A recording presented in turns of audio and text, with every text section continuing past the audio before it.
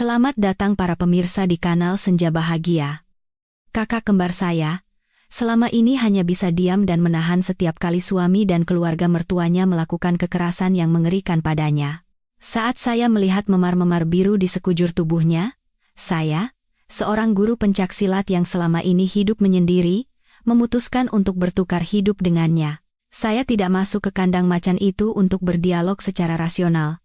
Saya masuk untuk memberi pelajaran pada bajingan itu dan keluarganya yang seperti iblis, untuk menunjukkan pada mereka seperti apa neraka dunia yang sesungguhnya.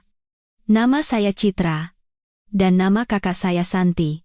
Kami berdua sangat mirip sampai-sampai orang tua kami pun sering tertukar, tetapi takdir kami berbanding terbalik seperti air dan api. Kakak mewarisi sifat ibu kami yang lembut dan penurut. Ia baik hati dan pemalu, seorang wanita yang seumur hidupnya tak pernah benar-benar berani mengangkat kepala dan hanya bisa bersabar. Sebaliknya, saya mewarisi sifat ayah yang tegar dan tak bisa tinggal diam melihat ketidakadilan. Saya tidak tahan melihat orang tertindas, dan tidak akan pernah membiarkan hal yang mengganjal di depan mata saya berlalu begitu saja. Mungkin karena itulah saya tidak memilih jalan menjadi seorang karyawati biasa, saya memilih pencaksilat. Selama beberapa tahun terakhir, saya menjauhkan diri dari kehidupan keluarga saya yang riuh. Saya membuka sebuah sanggar kecil di kota lain, dan menjalani hidup yang kuat dan mandiri di bawah disiplin yang ketat. Rambut saya pendek, kulit saya menjadi sawo matang karena berlatih di bawah terik matahari, dan kedua tangan saya kapalan hingga nyaris tak ada lagi sisi feminin yang tersisa. Mungkin karena itu, kakak menyembunyikan segalanya dari saya. Ia khawatir saya akan cemas. Atau mungkin ia takut saya akan membuat masalah menjadi besar dan menghancurkan potret keluarga rapuh yang mati-matian ia coba pertahankan. Malam itu, badai dahsyat menerjang kota. Angin meraung-raung seperti orang gila dan hujan deras menghantam jendela. Saya baru saja selesai latihan terakhir, dan hendak membersihkan tubuh yang basah kuyup oleh keringat. Tiba-tiba, seseorang mulai menggedor pintu sanggar dengan panik. Saya mengerutkan kening. Siapa gerangan jam segini? Saya buru-buru mengenakan jubah mandi dan membuka pintu kayu yang berat itu. Dan saya membeku di tempat, di tengah guyuran hujan yang putih, sesosok tubuh kecil dan ringkih berdiri terhuyung-huyung. Rambut panjangnya yang basah kuyup menempel di wajahnya yang pucat. Itu adalah kakakku, Santi. Tanpa payung, hanya berbekal selembar kantong plastik robek di kepalanya, ia berdiri di samping sebuah koper usang. Kak Santi? Kenapa jam segini? Saya tergagap sambil buru-buru menariknya masuk. Alih-alih menjawab, kakak hanya menggigil hebat. Suara giginya yang bergemeletuk terdengar jelas. Kakak mengangkat wajahnya menatap saya. Saat itu juga, amarah yang telah saya tekan selama bertahun-tahun meledak dari dalam diri, membakar habis semua akal sehat saya. Wajah kakak. Ya Tuhan, wajahnya bukan lagi wajah cantik dan baik hati yang saya kenal. Satu matanya bengkak dan membiru hingga tak bisa dibuka, sudut bibirnya robek dan darah menetes di dagunya, bercampur dengan air hujan. Dan di lehernya yang putih, tampak jelas bekas tangan berwarna ungu, seolah seseorang telah mencekiknya. Bajingan itu. Budi Hartono, saya menggeram dengan suara serak. Mendengar nama suaminya, bahu kakak semakin bergetar hebat. Kakak tidak menangis. Sepertinya air matanya pun sudah kering. Ia hanya menatap saya dengan mata kosong, seperti boneka rusak. Citra. Kakak memanggil nama saya dengan susah payah, lalu pingsan di pelukan saya. Saya mengangkat tubuh kakak. Begitu ringan, seperti sebatang kayu kering. Saya membaringkannya di tempat tidur kamar saya, dan saat saya membuka pakaiannya yang basah, saya harus mengatupkan rahang erat-erat agar tidak berteriak lagi. Tubuh kakak, dari bahu, punggung, hingga pahanya, tak ada satu bagian pun yang utuh. Memar kuning yang sudah lama, memar ungu tua yang baru, luka panjang dan tipis yang sepertinya bekas sabetan ikat pinggang, hingga bekas luka bulat seperti sundutan rokok. Neraka, kakak saya telah hidup di neraka selama 5 tahun terakhir. Dan saya, adik kembarnya, sama sekali tidak tahu. Ini salah saya karena terlalu menghormati privasinya. Ini salah saya karena terlalu mudah mempercayai kebohongan-kebohongannya yang kikuk. Saya menyelimutinya dan diam-diam keluar. Saya berdiri di tengah sanggar yang penuh dengan samsak dan senjata-senjata dingin. Saya menatap tangan saya. Tangan yang kapalan karena berlatih mengepalkan tinju. Sudah berapa lama saya tidak semarah ini? Sudah berapa lama saya tidak melepaskan binatang buas di dalam diri saya? Saya mengepalkan tangan erat-erat. Terdengar bunyi gemeretak dari buku-buku jari saya. Bu Ratna, Rina, dan si sampah Budi Hartono itu, aku sudah memberimu waktu 5 tahun untuk hidup sebagai manusia. Sekarang, semuanya berakhir. Saya menatap keluar jendela. Hujan masih turun dan guntur menyambar, tetapi badai di luar sana tak ada apa-apanya dibandingkan badai yang mengamuk di dalam hati saya. Saya kembali menatap kakak yang terbaring di tempat tidur. Sebuah keputusan yang dingin dan kejam telah mantap di benak saya. "Kak," bisik saya. "Tidurlah yang nyenyak." Sangat nyenyak. Saat kakak membuka mata, semuanya akan berbeda. Aku akan menggantikanmu menjalani hidup di neraka itu. Tapi bukan untuk menahan dan bersabar. Aku akan mengubah neraka itu menjadi abu. Jika Anda, para pemirsa, ikut marah dengan situasi kakak saya dan penasaran bagaimana adiknya yang seorang guru silat ini akan membersihkan rumah neraka itu, jangan lupa untuk berlangganan kanal ini dan mengaktifkan notifikasinya. Anda pasti tidak akan mau ketinggalan kelanjutan dari kisah yang memuaskan dan mendebarkan ini. Di luar, rintik hujan mulai mereda, hanya menyisakan suara tetesan air di atap seng sanggar. Namun, badai di dalam hati saya masih bergemuruh kencang. Saya duduk diam di samping tempat tidur, dengan lembut menyeka debu dan kotoran dari wajah pucat kakak dengan handuk hangat. Memar-memar biru di bawah kulitnya yang tipis terasa seperti bilah pisau tajam yang mengiris jantung saya, menimbulkan rasa sakit yang menyesakan. Saya berusaha keras mempertahankan akal sehat. Saya tahu, yang dibutuhkan kakak saat ini bukanlah amarah yang gila, melainkan sandaran yang kokoh. Sekitar 30 menit kemudian, kakak menggeliat dan perlahan membuka matanya.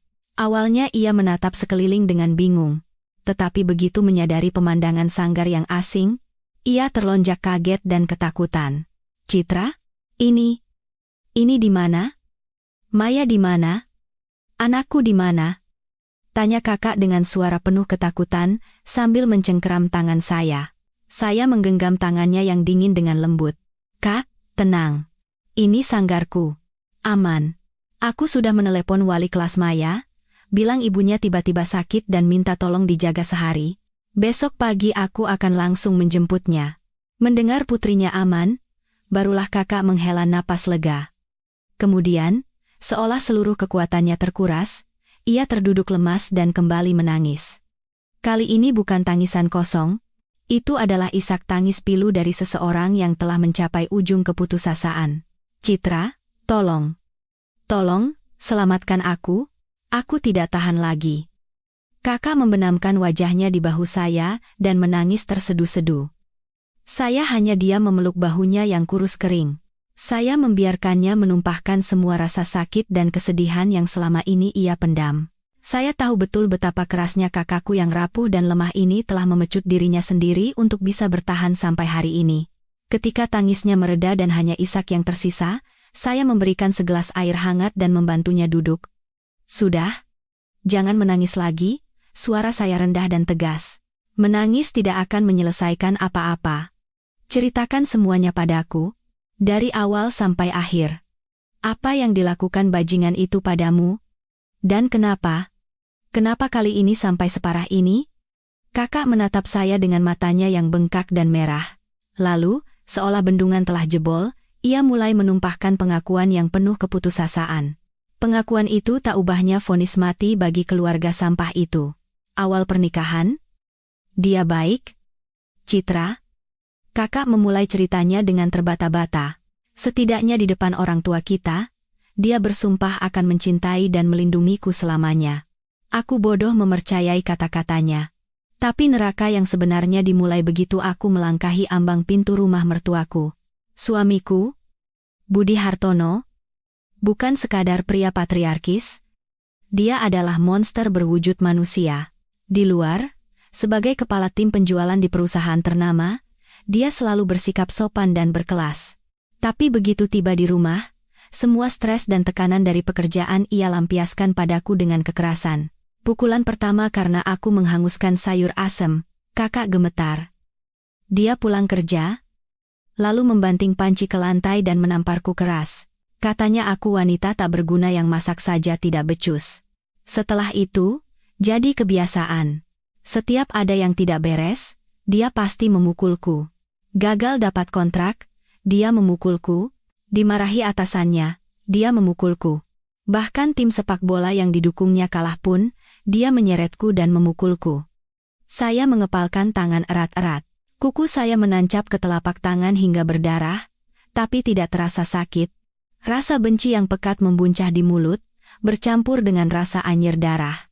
Tapi yang paling mengerikan, kakak gemetar, bukan Budi, tapi ibu dan adik perempuannya. Mereka adalah iblis berwujud wanita.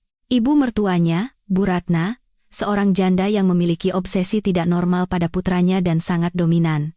Ia menganggap kakak sebagai penyihir yang merebut putranya. Ia menyiksa kakak setiap hari dengan cara yang lebih kejam dari kekerasan fisik. Kalau aku memasak, dia selalu mengeluh keasinan atau hambar, lalu menumpahkan mangkuk sup ke tempat sampah dan menyuruhku memasak dari awal lagi. Lantai sudah kupel 3 kali, tapi dia akan menggesekkan telapak kakinya dan berteriak, "Ini sudah dipel? Kamu sengaja ya mau aku terpeleset sampai mati?" Bahkan ia menyuruhku mencuci pakaian dalam seluruh keluarga dengan tangan, termasuk milik adik iparku, Rina. Saya memejamkan mata, membayangkan kakakku yang baik dan pemalu berjongkok mencuci barang-barang kotor itu membuat saya mual. "Rina?" Saya bertanya dengan suara menggeram. "Lebih parah." Kakak menggeleng. Dia memperlakukanku seperti pembantu gratis. Melempar baju-baju mahalnya sembarangan dan menyuruhku mencucinya. Pulang larut malam, dia akan berteriak menyuruhku membuatkan mie instan. Dan dia terus-menerus menjelek-jelekanku pada ibu dan Budi. Bilang aku pemalas, diam-diam mencuri makanan, bahkan berbohong kalau aku sepertinya selingkuh, membuat Budi semakin curiga dan memukulku lebih keras. Kepingan-kepingan neraka itu tersusun satu persatu, membentuk sebuah gambaran yang kejam. Mereka tidak hanya menyiksa kakak secara fisik, tetapi juga menyiksanya secara mental, menghancurkan kepribadiannya, dan menjadikannya budak di rumah mereka sendiri. Lalu kenapa kali ini sampai separah ini? Suara saya benar-benar serak. Karena Maya. Mendengar nama putrinya, kakak kembali menangis. Kali ini, tangisan yang dipenuhi penderitaan dan ketidakberdayaan seorang ibu. Kemarin, Budi pulang mabuk karena habis menjamu klien. Maya sedang bermain di ruang tamu dan tidak sengaja menumpahkan jus jeruk ke lantai. Hanya segelas jus. Citra. Anak itu kaget sampai tidak bisa menangis, hanya berdiri terpaku. Tapi Budi melihat itu dan berteriak seperti orang gila. "Anak sialan. Apa yang kau lakukan?" Maya saking takutnya baru bisa menangis. Lalu bajingan itu, kakak tidak sanggup melanjutkan dan menunjuk pipinya sendiri. "Dia memukul anak itu," bisik saya. Tenggorokan saya terasa tercekik. Kakak mengangguk sambil berlinang air mata. Anak yang baru berumur 5 tahun. Bekas tangannya terlihat jelas di wajahnya. Aku berlari memeluk anak itu dan memohon agar dia berhenti. Aku berteriak, "Kamu manusia atau bukan? Bagaimana bisa kamu memukul anak kecil?" Lalu dia semakin menggila. "Oh, sekarang berani melawan, ya?" Dia menyeretku ke kamar dan mengunci pintu. Lalu dengan ikat pinggang dia memukuliku tanpa henti. Aku hanya bisa melindungi Maya. Anak itu menangis histeris di pelukanku. Ibu mertua dan adik iparku mendengar semuanya dari luar pintu. Bukannya melerai, mereka malah berteriak, "Hajar saja perempuan itu biar tahu rasa. Bunuh saja sekalian." Aku benar-benar merasa akan mati. "Citra." Aku tidak bisa bernapas. Baru setelah dia lelah, dia membuka pintu dan melemparku keluar. "Pergi. Enyah dari hadapanku." Aku merangkak keluar dari rumah itu. Aku tidak punya tempat tujuan. Aku hanya punya kamu, Citra. Cukup. Itu sudah lebih dari cukup. Segala sesuatu di dalam diriku runtuh. Akal sehat, kesabaran, kepasrahan, semua kulemparkan jauh-jauh. Saya bangkit berdiri tanpa sepatah kata pun. Kakak menatap saya dengan mata ketakutan. "Citra, kamu mau apa?" Saya berjalan ke cermin besar di salah satu sudut sanggar. Wajah saya di cermin tampak pucat, tetapi kedua mata saya menyala-nyala. Saya menoleh ke arah kakak. Kami sangat mirip. Wajah yang sama, postur yang sama. Satu-satunya perbedaan adalah, jiwa kakak telah mati, sementara jiwa saya baru saja bangkit kembali. Saya berjalan kembali ke sisi tempat tidur. Suara saya begitu tenang hingga menakutkan. Kak, kedatanganmu ke sini hari ini bukan untuk melarikan diri. Kamu datang untuk mengubah takdir. Kakak menatap saya dengan ngeri. Citra, apa maksudmu? Mengubah takdir? Saya menatap matanya lekat-lekat dan berkata tanpa ragu sedikit pun. Kakak dan Maya tetap di sini. Aku yang akan pergi ke rumah itu. Tidak. Jangan. Kakak menggeleng panik dan memegang tangan saya. Citra, kamu tidak tahu. Di sana itu neraka. Mereka itu binatang. Kamu hanya tinggal di sanggar, tidak tahu kerasnya dunia. Kalau kamu ke sana, kamu tidak akan selamat. Kalau kamu macam-macam dengan Budi, dia akan membunuhmu. Saya tersenyum dingin. Senyum tanpa emosi. Kakak salah. Justru karena aku berada di sanggar ini, justru karena aku terbiasa dengan pukulan dan hantaman, aku bisa bertahan hidup dengan binatang-binatang itu. Lihat itu, saya menunjuk piala dan medali yang tergantung di dinding. Aku juga hidup dengan binatang setiap hari di sini. Hanya saja, binatang di sini mengikuti aturan, sementara binatang di sana perlu diajari aturan yang baru. Saya melepaskan tangan kakak dan memegang bahunya agar ia menatap saya. Dengarkan aku baik-baik, kakak terlalu baik dan tidak cukup gila untuk bisa mengalahkan mereka, tapi aku berbeda. Di dalam diriku juga ada sisi gilanya, dan hanya orang gila sepertiku yang bisa menghadapi sampah-sampah itu. Rencananya begini, saya berbicara cepat, tidak memberinya kesempatan untuk menolak. Besok pagi, aku akan pergi ke TK Maya, bilang ada urusan keluarga mendadak jadi harus libur seminggu, lalu membawanya kemari. Aku akan membawanya ke apartemen kecil di lantai 2 sanggar ini. Semua kebutuhan hidup ada di sana. Kakak dan Maya tinggal di sana. Benar-benar aman. Saya menatap dalam-dalam ke mata kakak, menyalurkan tekad dan ketenangan saya. Kakak tidak perlu melakukan apa-apa. Cukup istirahat dan sembuhkan lukamu. Boleh baca buku, boleh nonton film. Apapun yang kakak mau. Dan yang terpenting, belajar lagi untuk mencintai dirimu sendiri. Kakak harus meminta maaf pada dirimu sendiri, dan kakak berutang pada Maya untuk mengembalikan ibunya yang kuat. Dan saya menaikkan sudut bibir saya. Aku akan menjadi kakak. Aku akan menjadi Santi, kembali ke rumah itu, tapi bukan untuk bersabar, melainkan untuk membersihkan. Satu persatu dari mereka akan membayar perbuatan mereka pada kakak dan keponakanku. Aku akan mengajari Budi apa itu rasa hormat, mengajari ibu mertuanya apa itu diam, dan mengajari adik iparnya itu apa itu sopan santun. Di mata kakak yang putus asa, secercah harapan mulai menyala. Sangat redup, tetapi jelas itu adalah percikan api yang mulai berkobar. Kakak sudah terpojok di tepi jurang. Ia tidak punya apa-apa lagi untuk dirugikan. Hati-hati, kata kakak dengan susah payah. Aku tahu, saya mengangguk. Kakak cukup percaya padaku. Beri aku waktu seminggu. Seminggu lagi, saat kakak kembali ke rumah itu, tempat itu tidak akan lagi menjadi neraka. Tempat itu akan menjadi tempat di mana kakak adalah tuannya. Kami tidak berbicara lagi, keheningan menyelimuti, kakak tahu tekad saya, dan ia juga tahu, sekali saya memutuskan, tidak ada yang bisa mengubahnya. Pertukaran takdir, sebuah rencana yang sangat berani, telah diputuskan. Keesokan paginya, saya mengenakan pakaian kerja kakak yang rapi dan berusaha berjalan seanggun dan selembut mungkin. Saya pergi ke TK Maya dan menjemputnya. Saya memeluk anak itu erat-erat dan berbisik, Maya, tidak apa-apa? Ibu baik-baik saja? Mau ke tempat rahasia? Tempat yang hanya ibu dan Maya yang tahu. Anak itu mengikutiku dengan patuh. Saya membawa Maya kembali ke sanggar dan menuntunnya ke apartemen di lantai 2. Ketika pintu terbuka, tampak sebuah ruangan yang penuh dengan sinar matahari dan buku-buku dongeng. Anak itu berteriak gembira. Dan ketika melihat ibu kandungnya, Kak Santi, duduk di sofa, keduanya saling berpelukan dan menangis lama. Saya diam-diam turun ke bawah untuk memberi mereka waktu berdua. Saya berganti dengan pakaian kakak yang lain. Sebuah daster usang dan sederhana yang membuatnya tampak lusuh. Saya melihat pantulan diri saya di cermin.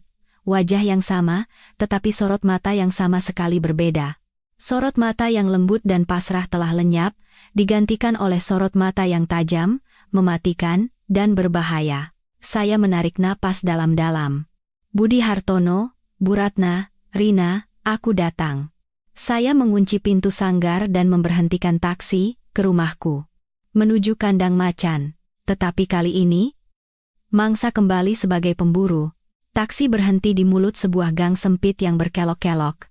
Setelah membayar ongkos, saya menghirup dalam-dalam udara busuk yang merupakan campuran bau selokan dan sampah makanan, lalu dengan tenang menyeret koper kosong kakak masuk. Saya butuh koper ini untuk menyempurnakan peran sebagai istri yang menyesal dan kembali setelah kabur semalaman. Semakin dalam saya masuk ke gang itu, semakin sesak dada saya. Bagaimana bisa kakakku yang bersih dan rapi mengubur hidupnya di tempat seperti ini, yang bahkan lebih buruk dari asrama kumuh para pekerja di dekat sanggarku? Saya berdiri di depan sebuah rumah susun tua yang kumuh. Pintu gerbang besinya berkarat, dan catnya mengelupas di sana-sini. Karena tidak punya kunci, saya mengangkat tangan dan mengetuk pintu. Sebisa mungkin dengan sikap pemalu dan ragu-ragu, seperti yang selalu dilakukan Kak Santi. Setelah beberapa ketukan, pintu terbuka dengan kasar. Yang keluar bukan ibu mertua, melainkan adik ipar, Rina. Ia mengenakan piyama bergambar babi merah muda, rambutnya acak-acakan seperti sarang burung, dan wajahnya masih mengantuk meskipun hari sudah siang. Begitu melihat saya atau lebih tepatnya, kakak ipar barunya Rina langsung mencibir tanpa menyapa. "Oh, sudah datang. Kirain kabur dari rumah, habis ngapain semalaman baru merangkak pulang sekarang? Pasti ngumpet di pojokan rumah orang tuamu sambil nangis-nangis, kan?" Saya diam saja sambil menyeret koper masuk. Keheningan saya sepertinya semakin membuatnya kesal. "Hei," kutanya, "kok diam saja? Tuli, ya? Atau habis melakukan hal yang aneh-aneh di luar sampai tidak bisa menjawab?" Ia mendekati saya, dan hendak mendorong bahu saya. Sebuah tindakan yang pasti sudah sering dialami kakak. Tetapi kali ini berbeda. Tepat sebelum tangannya menyentuh bahu saya seolah-olah kebetulan mundur selangkah. Ia kehilangan keseimbangan dan tangannya menggapai udara kosong, dan pada saat yang sama, koper yang saya seret kebetulan tergelincir dan mengenai pergelangan kakinya dengan ringan. "Aduh!" Rina berteriak sambil memegangi pergelangan kakinya. "Gila kamu! Kamu sengaja melempar koper ke aku, ya?" "Loh, maaf, Mbak." Saya mengerjapkan mata dengan ekspresi polos dan ketakutan. Saya tidak dengar. "Tadi Mbak bilang apa? Ya?" Di luar berisik sekali, telinga saya masih berdengung. Rina marah bukan main. Ia tahu saya sengaja, tetapi tidak ada bukti. Akting kakak ipar yang baik dan kikuk ini begitu sempurna, sehingga ia hanya bisa memegangi pergelangan kakinya dan melotot ke arah saya. "Awas kamu." Tepat pada saat itu, dari dalam kamar, terdengar suara tajam dan menusuk dari ibu mertua, Bu Ratna. "Pagi-pagi sudah ribut. Berisik sekali. Rina, kan sudah ibu bilang jangan berurusan sama perempuan sialan itu." Bu Ratna keluar dengan santai. Ia mengenakan celana kolor usang. Begitu melihat saya, ia dengan sengaja meludah di lantai dekat kaki saya. "Sudah pulang? Ternyata masih punya muka juga untuk kembali. Hebat sekali. Kirain sudah kabur, ternyata tidak punya tempat tujuan, akhirnya merangkak lagi ke rumah ini untuk numpang hidup, ya? Cucuku Maya mana?" "Maya masih takut sama ayahnya, jadi dia menginap di rumah neneknya seminggu." Saya berbohong, lalu menundukkan kepala seperti seorang terdakwa yang menunggu vonis. Keheningan saya sekali lagi menyulut kesombongannya. "Berdiri di situ ngapain? Tidak lihat rumah berantakan kayak kandang babi? Cepat bereskan. Cucian yang direndam dari kemarin sudah bau busuk. Tahu. Sana, cepat cuci baju." Ia menunjuk sebuah ember besar berisi pakaian dalam di sudut rumah dengan jarinya. Saya mengangkat kepala dan menatapnya, serta adik ipar yang berdiri pongah di sampingnya. Lalu, saya tersenyum sangat tipis. "Ibu," suara saya masih pelan dan pemalu. "Ibu benar. Rumah ini kotor sekali. Sebagai menantu, sudah sepantasnya saya yang membersihkan." Bu Ratna dan Rina saling pandang dan tertawa sinis. Mereka pikir saya akhirnya tahu diri dan kembali menjadi pembantu. Saya melanjutkan, "Tapi, Bu, menantu punya tanggung jawab menantu, dan anak perempuan juga punya tanggung jawabnya sendiri, kan?" Saya menoleh ke arah Rina yang berwajah sombong. "Mbak Rina kan juga perempuan di rumah ini? Masa pakaian dalamnya sendiri tidak dicuci? Katanya kalau anak perempuan malas, nanti kalau sudah menikah, orang tuanya ikut kena caci maki." Bu Ratna dan Rina membeku. Mereka tidak percaya. Menantu, kakak ipar yang selalu bilang iya itu, hari ini berani-beraninya berdebat soal logika. "Ah, apa?" Rina tergagap. "Saya hanya mengatakan yang sebenarnya. Saya tetap mempertahankan ekspresi polos."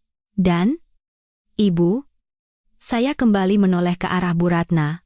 "Ibu kan orang tua di rumah ini, cerminan bagi anak-anak. Lihat, rumah berantakan begini, nanti orang lain lihat, bukan menantunya yang malas yang dicela. Tapi ibu yang salah mendidik anak sampai rumah jadi berantakan. Nanti kan gengsi ibu yang turun." Wajah Bu Ratna memerah dan memucat. Saya menyentuh titik terlemahnya. Gengsi. Di dalam rumah, ia bisa meneriaki saya sepuasnya. Tetapi di depan para tetangga, ia selalu ingin mempertahankan citra sebagai ibu mertua teladan dan keluarga yang harmonis. Kamu berani mengajariku?" Ia mengertakkan gigi. "Loh, mana berani, Bu?" Saya buru-buru menangkis.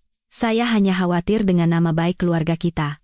"Ah, sudah waktunya menyiapkan makan siang.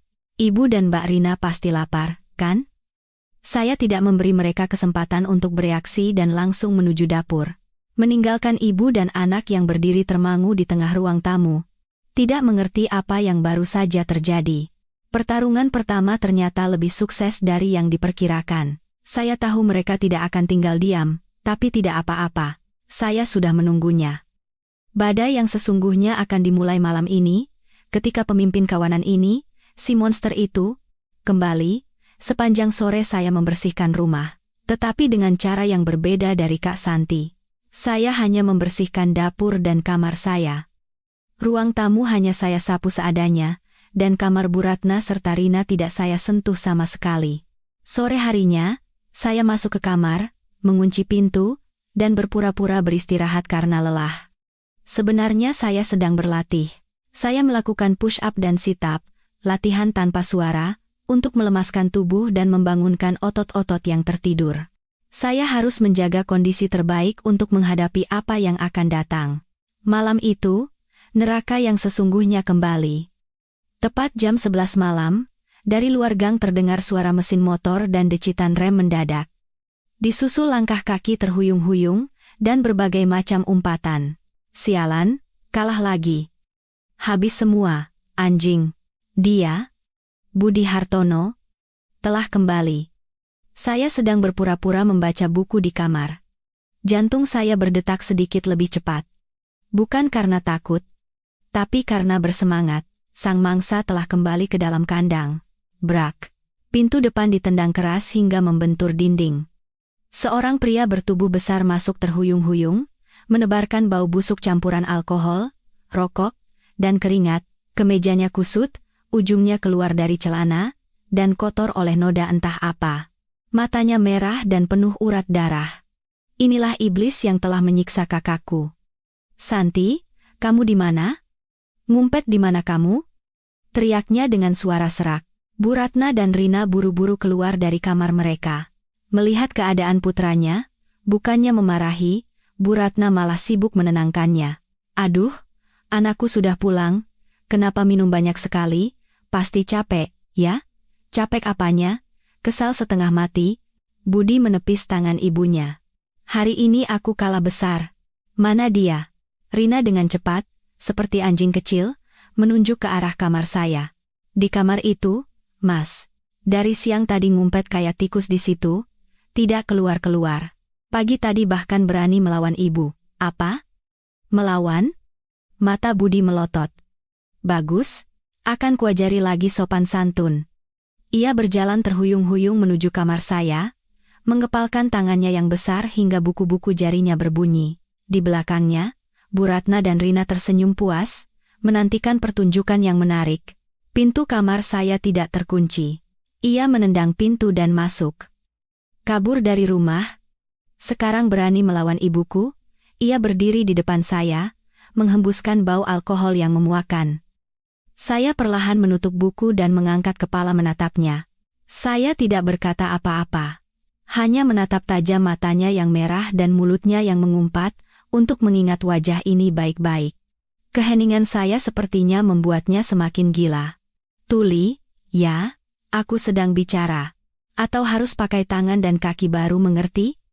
Ia mengangkat tangannya tinggi-tinggi, tamparan yang biasa ia gunakan untuk mendidik kakak selama 5 tahun terakhir.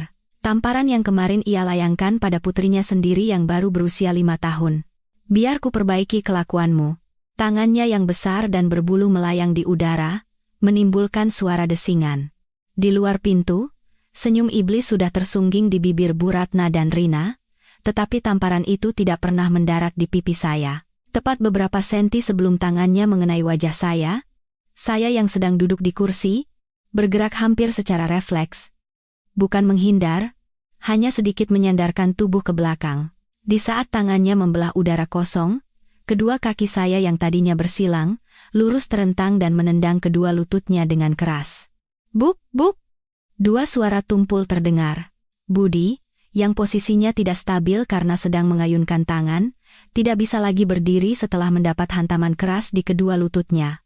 Tubuhnya terhuyung ke depan mengikuti momentum tamparannya, dan kepalanya membentur sudut ranjang kayu dengan keras. Dengan suara deuge dan aduh. Pergelangan tanganku. Ia jatuh sambil menindih dan menghancurkan pergelangan tangannya sendiri. Seketika, seluruh rumah diliputi keheningan yang menyesakkan. Senyum di wajah Bu Ratna dan Rina membeku. Mereka ternganga, menatap dengan tidak percaya apa yang baru saja terjadi. Santi, menantu yang lemah itu. Kakak ipar yang hanya bisa menangis itu. Bagaimana bisa? Saya perlahan bangkit dari kursi dan membersihkan pakaian. Saya mendekati Budi yang tergeletak di lantai, mengerang kesakitan sambil memegangi pergelangan tangannya. Saya membungkuk dan berkata dengan suara khawatir khas istri yang baik. Mas? Tidak apa-apa. Ya ampun. Kenapa tidak hati-hati? Kan sudah kubilang jangan minum banyak-banyak. Jatuh begini sakit sekali, kan? Budi mengangkat kepala menatap saya. Rasa sakit dan syok sepertinya membuatnya langsung sadar dari mabuk.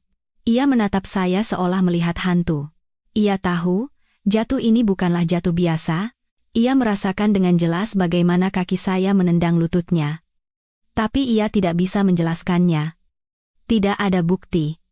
Semuanya terjadi begitu cepat, begitu terlihat seperti kebetulan. Kamu. Ia tergagap. Iya, ini aku. Saya mengerjapkan mata. Biar ku bantu berdiri. Saya membungkuk seolah ingin membantunya berdiri, lalu tidak sengaja menginjak punggung tangannya yang satunya lagi. Arge. Ia kembali berteriak. Aduh, maaf, gelap, tidak kelihatan. Saya buru-buru mengangkat kaki dengan ekspresi penuh rasa bersalah. Tidak apa-apa, aku ceroboh sekali. Bu Ratna dan Rina baru sadar dan berlari masuk. Aduh, anakku. Tidak apa-apa, Bu Ratna memapah putranya. Rina menunjuk-nunjuk wajah saya. Kakak ipar, kamu sengaja, kan? Kamu yang memukul Mas Budi. Memukul? Saya memasang ekspresi bingung. Mbak Rina, bicara apa? Aku kan diam saja.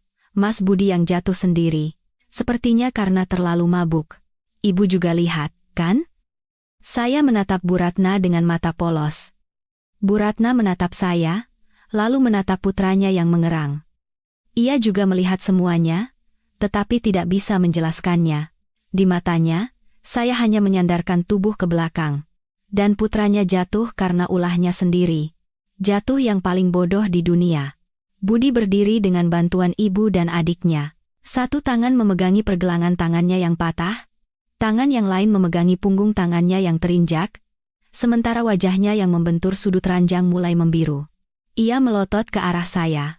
Di matanya ada kebencian, kebingungan, dan untuk pertama kalinya, secercah rasa takut yang samar. Ia tahu saya melakukan sesuatu, tetapi ia tidak bisa mengatakannya. Mengatakan kalau ia jatuh karena ditendang istrinya, di mana harga dirinya, ya sudah, kalau tidak apa-apa, masuk kamar saja istirahat, kata saya dengan suara yang masih lembut. Nanti kuambilkan koyo. Mana yang sakit? Bilang saja. Nanti kupijat.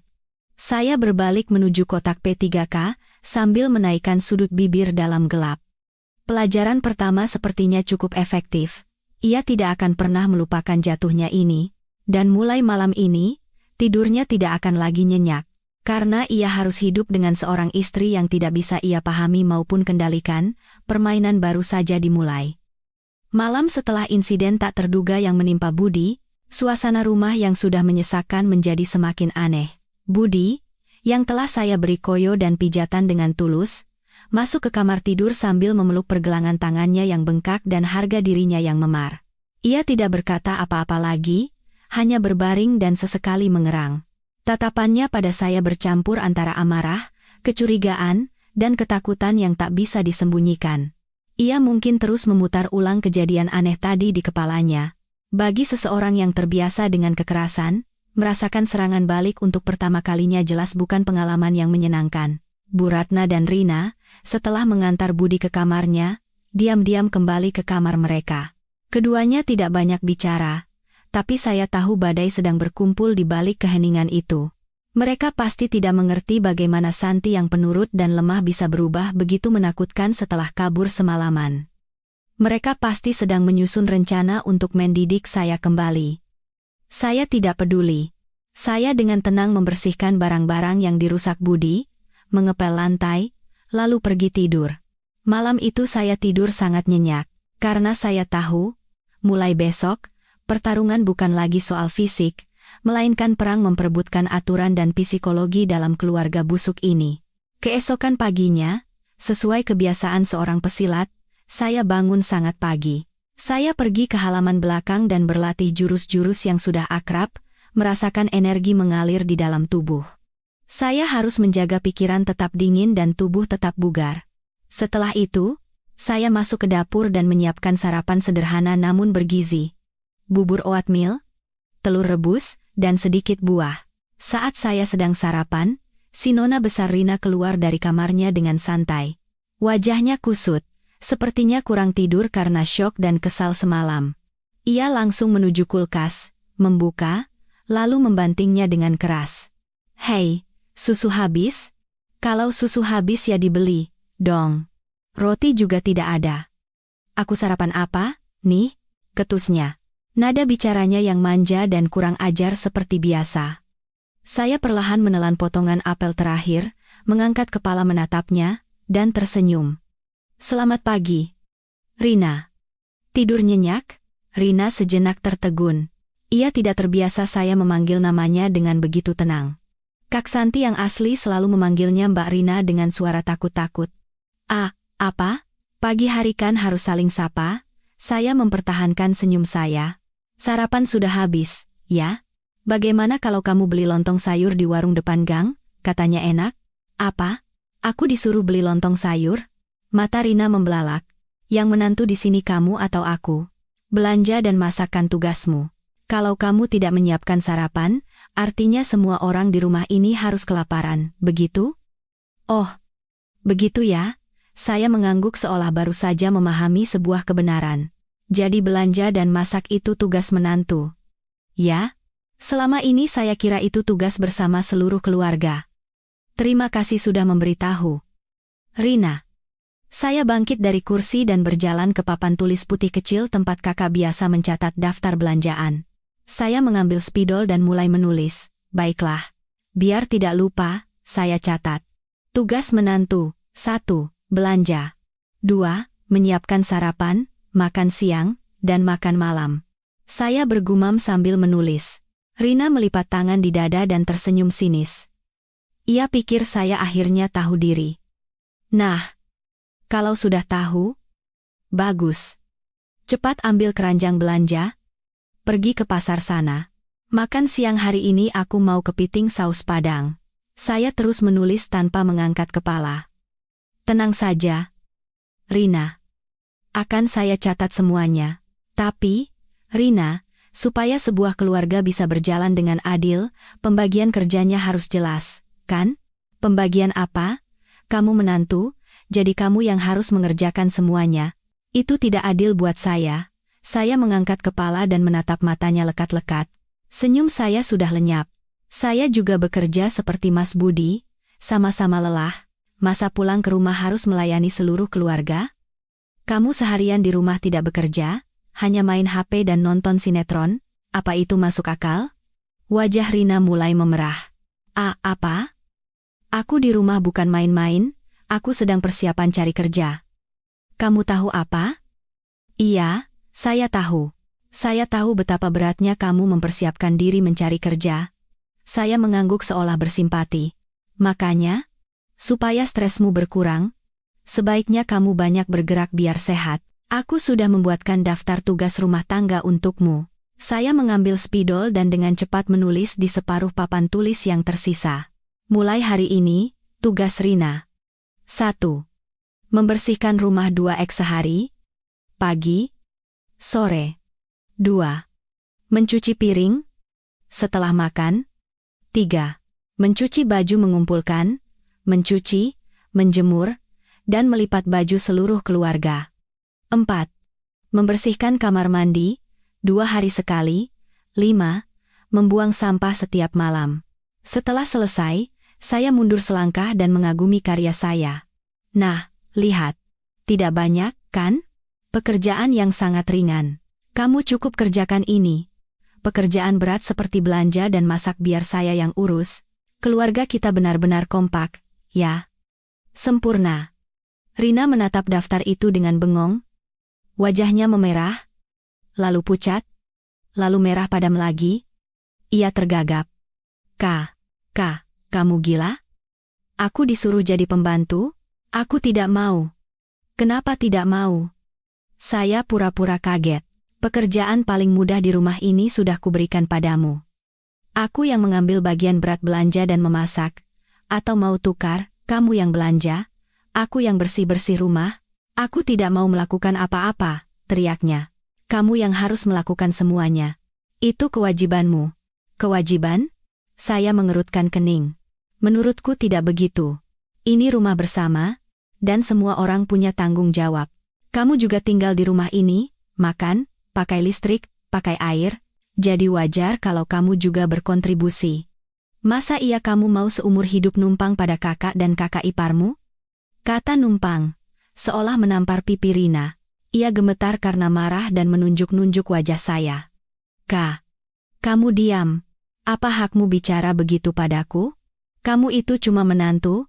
Rumah ini rumah ibuku.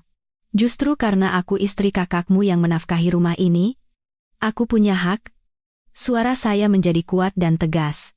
Dan kamu saat ini sedang menumpang di rumah kakak dan kakak iparmu. Paham? Ibu? Santi menggangguku. Rina menggunakan cara lamanya ketika kehabisan argumen. Tetapi hari ini cara itu tidak berhasil. Mendengar teriakan putrinya, Bu Ratna keluar dari kamarnya dengan santai. Ia mendengar seluruh percakapan, tetapi sengaja pura-pura tidak tahu apa-apa. Kenapa ribut lagi? Tapi Rina kali ini tidak mau mengalah. Ibu, lihat itu. Dia menyuruhku mengerjakan pekerjaan rumah, bahkan membuat daftarnya. Dia bilang aku numpang. Barulah Bu Ratna menoleh ke arah saya. Ia menyipitkan matanya dan berkata dengan nada sinis khasnya. Santi, kamu mau main-main lagi? Kabur semalaman, pulang-pulang malah belajar yang tidak-tidak. Mengganggu adik iparmu? Mau ibu telepon Budi sekarang juga biar kelakuanmu diperbaiki? Saya tidak takut seperti Kak Santi. Saya hanya dengan tenang menunjuk papan tulis. Ibu, saya tidak mengganggu siapa-siapa. Saya hanya mengusulkan pembagian kerja yang adil. Rina juga sudah dewasa, nanti kalau mau menikahkan harus bisa mengurus rumah. Saya melakukan ini demi kebaikannya juga. Demi kebaikannya, Bu Ratna mendengus. Anakku biar aku yang urus. Bukan urusanmu. Kamu itu menantu. Sejak masuk ke rumah ini, semua pekerjaan rumah adalah tugasmu. Hapus itu sekarang juga. Tidak akan saya hapus, jawab saya tegas. Kalau menurut ibu pembagian ini tidak adil, kita bisa diskusikan lagi. Atau ibu yang mencuci piring, Rina yang bersih-bersih, dan saya tetap belanja dan memasak. Kamu? Kamu berani-beraninya menawar denganku. Wajah Bu Ratna merah padam karena marah, tangannya yang menunjuk saya gemetaran. Dengar baik-baik. Pemilik rumah ini adalah aku. Perkataanku adalah hukum. Kalau tidak mau, pergi dari rumah ini sekarang juga. Ibu?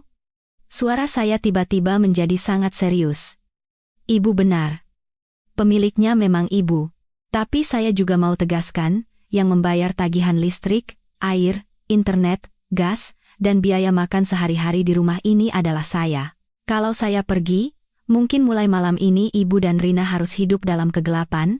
Saya berhenti sejenak, memberikan waktu agar ancaman saya meresap ke dalam benak ibu dan anak itu. Oh, dan wifi yang dipakai Rina seharian untuk media sosial itu juga saya yang bayar. Kalau saya putus, tidak tahu Rina bisa tahan atau tidak. Wajah Rina menjadi pucat pasi. Baginya, koneksi wifi yang terputus lebih mengerikan dari kematian. Bu Ratna kehabisan kata-kata. Ia bisa menekan saya dengan otoritasnya sebagai ibu mertua, tetapi ia tidak bisa menyangkal fakta bahwa saya yang secara praktis menopang keluarga ini. Kak, kamu berani mengancamku dengan uang? Ia mengertakkan gigi. Bukan ancaman, saya menggeleng dengan suara yang masih tenang. Saya hanya bicara soal kesepakatan yang adil. Saya mengeluarkan uang dan tenaga untuk memasak, jadi ibu dan Rina juga harus mengeluarkan tenaga untuk bersih-bersih. Itu adil, kan? Kalau tidak setuju, maka mulai sekarang saya hanya akan menanggung biaya hidup suami saya, Maya, dan saya sendiri. Bagian ibu dan Rina, silakan kalian urus sendiri. Kamu. Hebat sekali kamu. Menantu kurang ajar. Bu Ratna, karena tidak punya argumen lain, mulai mengeluarkan jurus andalannya. Makian dan hinaan. Dasar tidak tahu berterima kasih. Menyesal sekali keluarga kami menerima orang sepertimu. Mentang-mentang punya uang sedikit, jadi sombong. Mentang-mentang lulusan universitas, jadi belagu. Dengar baik-baik, kamu itu nanti juga bakal jadi janda. Belum cerai sih, tapi sebentar lagi pasti diceraikan. Mana ada laki-laki yang mau hidup sama menantu yang melawan mertua dan adik ipar? Ia menumpahkan kata-kata paling kejam yang bisa ia pikirkan. Jika ini Kak Santi, mungkin ia sudah berlutut di lantai sambil menangis memohon ampun. Tetapi saya bukan dia. Saya tidak melawan. Saya hanya dengan tenang mengeluarkan ponsel dari saku, membuka aplikasi perekam suara, dan meletakkannya di meja di depannya. Layar perekam menyala, dan grafik gelombang suara menari-nari mengikuti setiap makiannya. Ibu? Suara saya seringan bulu. Silakan dilanjutkan. Bisa tolong lebih keras dan jelas sedikit? Saya sedang merekam semuanya. Bukan untuk apa-apa. Kok, hanya saja nanti kalau Mas Budi tanya kenapa kami bercerai, saya kan harus punya bukti untuk ditunjukkan. Supaya dia juga tahu bagaimana istrinya disiksa secara mental oleh ibunya sendiri. Makian Bu Ratna tersangkut di tenggorokan. Ia menatap lekat-lekat ponsel itu, lalu menatap saya dengan tidak percaya. Wajahnya yang tadi pongah kini lenyap, digantikan oleh kebingungan dan sedikit rasa takut. Ia tidak takut pada apapun di dunia ini, tetapi ia takut kehilangan putranya. Ia tahu Budi, meskipun bodoh, masih mencintai istrinya. Jika Budi mendengar rekaman ini, ia tahu putranya tidak akan pernah memihaknya. Kak, kamu. Ia tergagap. Tidak dilanjutkan, tanya saya seolah kecewa. Kalau begitu saya hentikan rekamannya. Tolong dipikirkan baik-baik tawaran saya.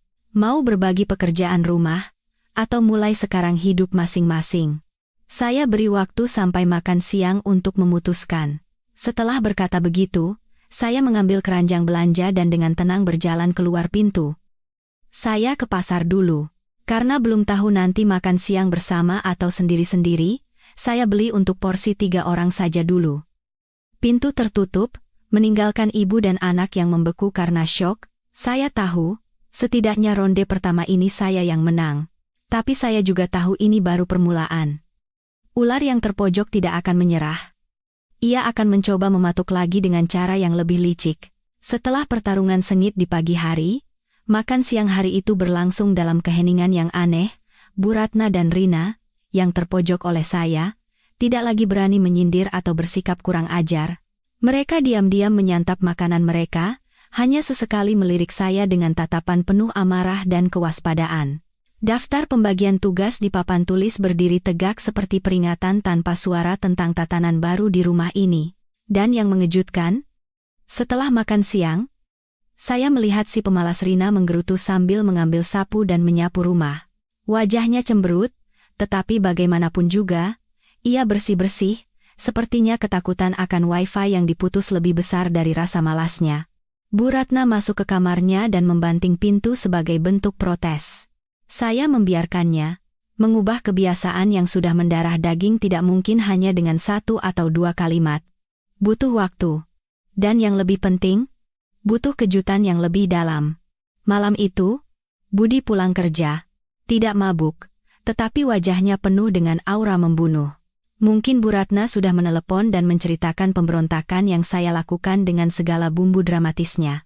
Begitu masuk rumah, ia melihat saya sedang menonton TV di ruang tamu sementara ibu dan adiknya sibuk di dapur. Ia langsung berteriak, "Santi, apa yang kamu lakukan? Kenapa ibu dan Rina yang menyiapkan makan malam? Kamu seharian dari mana saja?"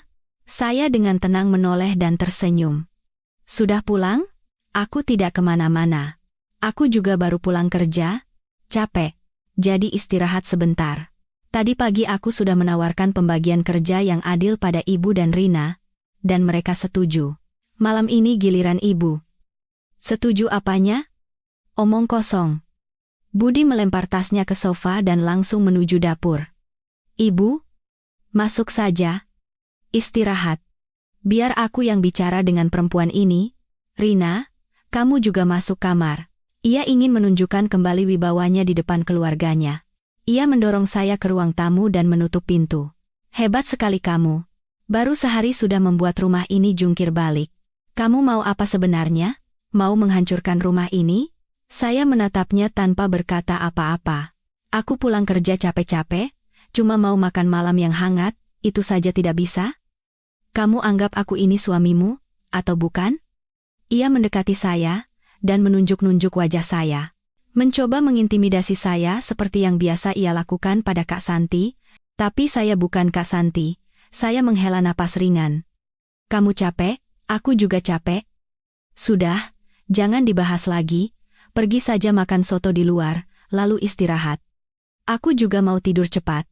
Sikap acuh tak acuh saya sepertinya membuatnya semakin marah. Ia menggeram. "Tidur? Kamu pikir masalah ini selesai begitu saja? Cepat minta maaf pada ibu dan Rina." "Aku tidak melakukan kesalahan apa-apa," jawab saya tenang. "Kamu." Ia mengertakkan gigi. Amarahnya memuncak, ia melihat sekeliling, mencari sesuatu untuk dirusak. Pandangannya berhenti pada kursi kayu tempat saya duduk tadi. Ia hendak menendang kursi itu untuk mengintimidasi saya. Tetapi tepat di saat kakinya melayang, saya kebetulan sedikit menggeser tubuh ke samping. Kursi yang seharusnya tertendang dan terbang, malah tersangkut di ujung sepatunya dan terbalik. Akhirnya, alih-alih tendangan yang kuat, Budi malah menendang kaki kursinya sendiri, terhuyung-huyung, dan sekali lagi jatuh tersungkur ke depan. Kali ini dahinya membentur sudut meja dengan telak. Dengan suara DUG yang jelas dan nyaring, "Aduh, Mas." Saya buru-buru membungkuk dengan suara kaget. "Kenapa tidak hati-hati sekali? Kan sudah kubilang jangan marah-marah. Lihat, dahinya jadi benjol. Sakit, ya?" Budi tergeletak di lantai, tidak sadarkan diri.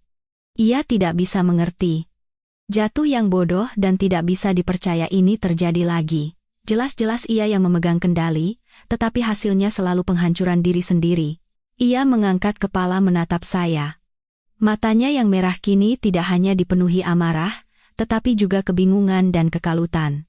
Istrinya, dengan cara yang tidak bisa ia pahami, seolah telah menjadi lawan yang tak tersentuh, zona terlarang baginya. Mulai malam itu, parade kecelakaan Budi dimulai secara resmi. Saya tidak perlu melakukan banyak hal. Cukup memanfaatkan sifatnya yang gegabah, ceroboh, dan kebiasaan patriarkisnya. Keesokan paginya, ia marah karena harus membuat kopinya sendiri. Ia terbiasa setiap pagi Kak Santi menyediakannya sampai ke depan mulutnya. Ia menarik pintu lemari dapur dengan keras untuk mengambil cangkir. Tetapi entah karena engselnya sudah tua atau tarikannya terlalu kuat, seluruh pintu lemari copot, menyerempet bahunya, dan jatuh ke lantai. Ia terlonjak kaget, wajahnya pucat pasi. Saya keluar dari kamar dengan ekspresi khawatir. Ya ampun, Mas, pintunya copot. Tidak apa-apa? Untung tidak kena kepala. Perabotan tua memang berbahaya. Ya. Ia menatap saya, lalu menatap pintu lemari yang hancur berkeping-keping, tidak bisa berkata apa-apa. Ia mulai merasa cemas. Rumah yang telah ia tinggali selama bertahun-tahun ini tiba-tiba terasa penuh dengan jebakan tak kasat mata. Beberapa hari kemudian, ia mandi.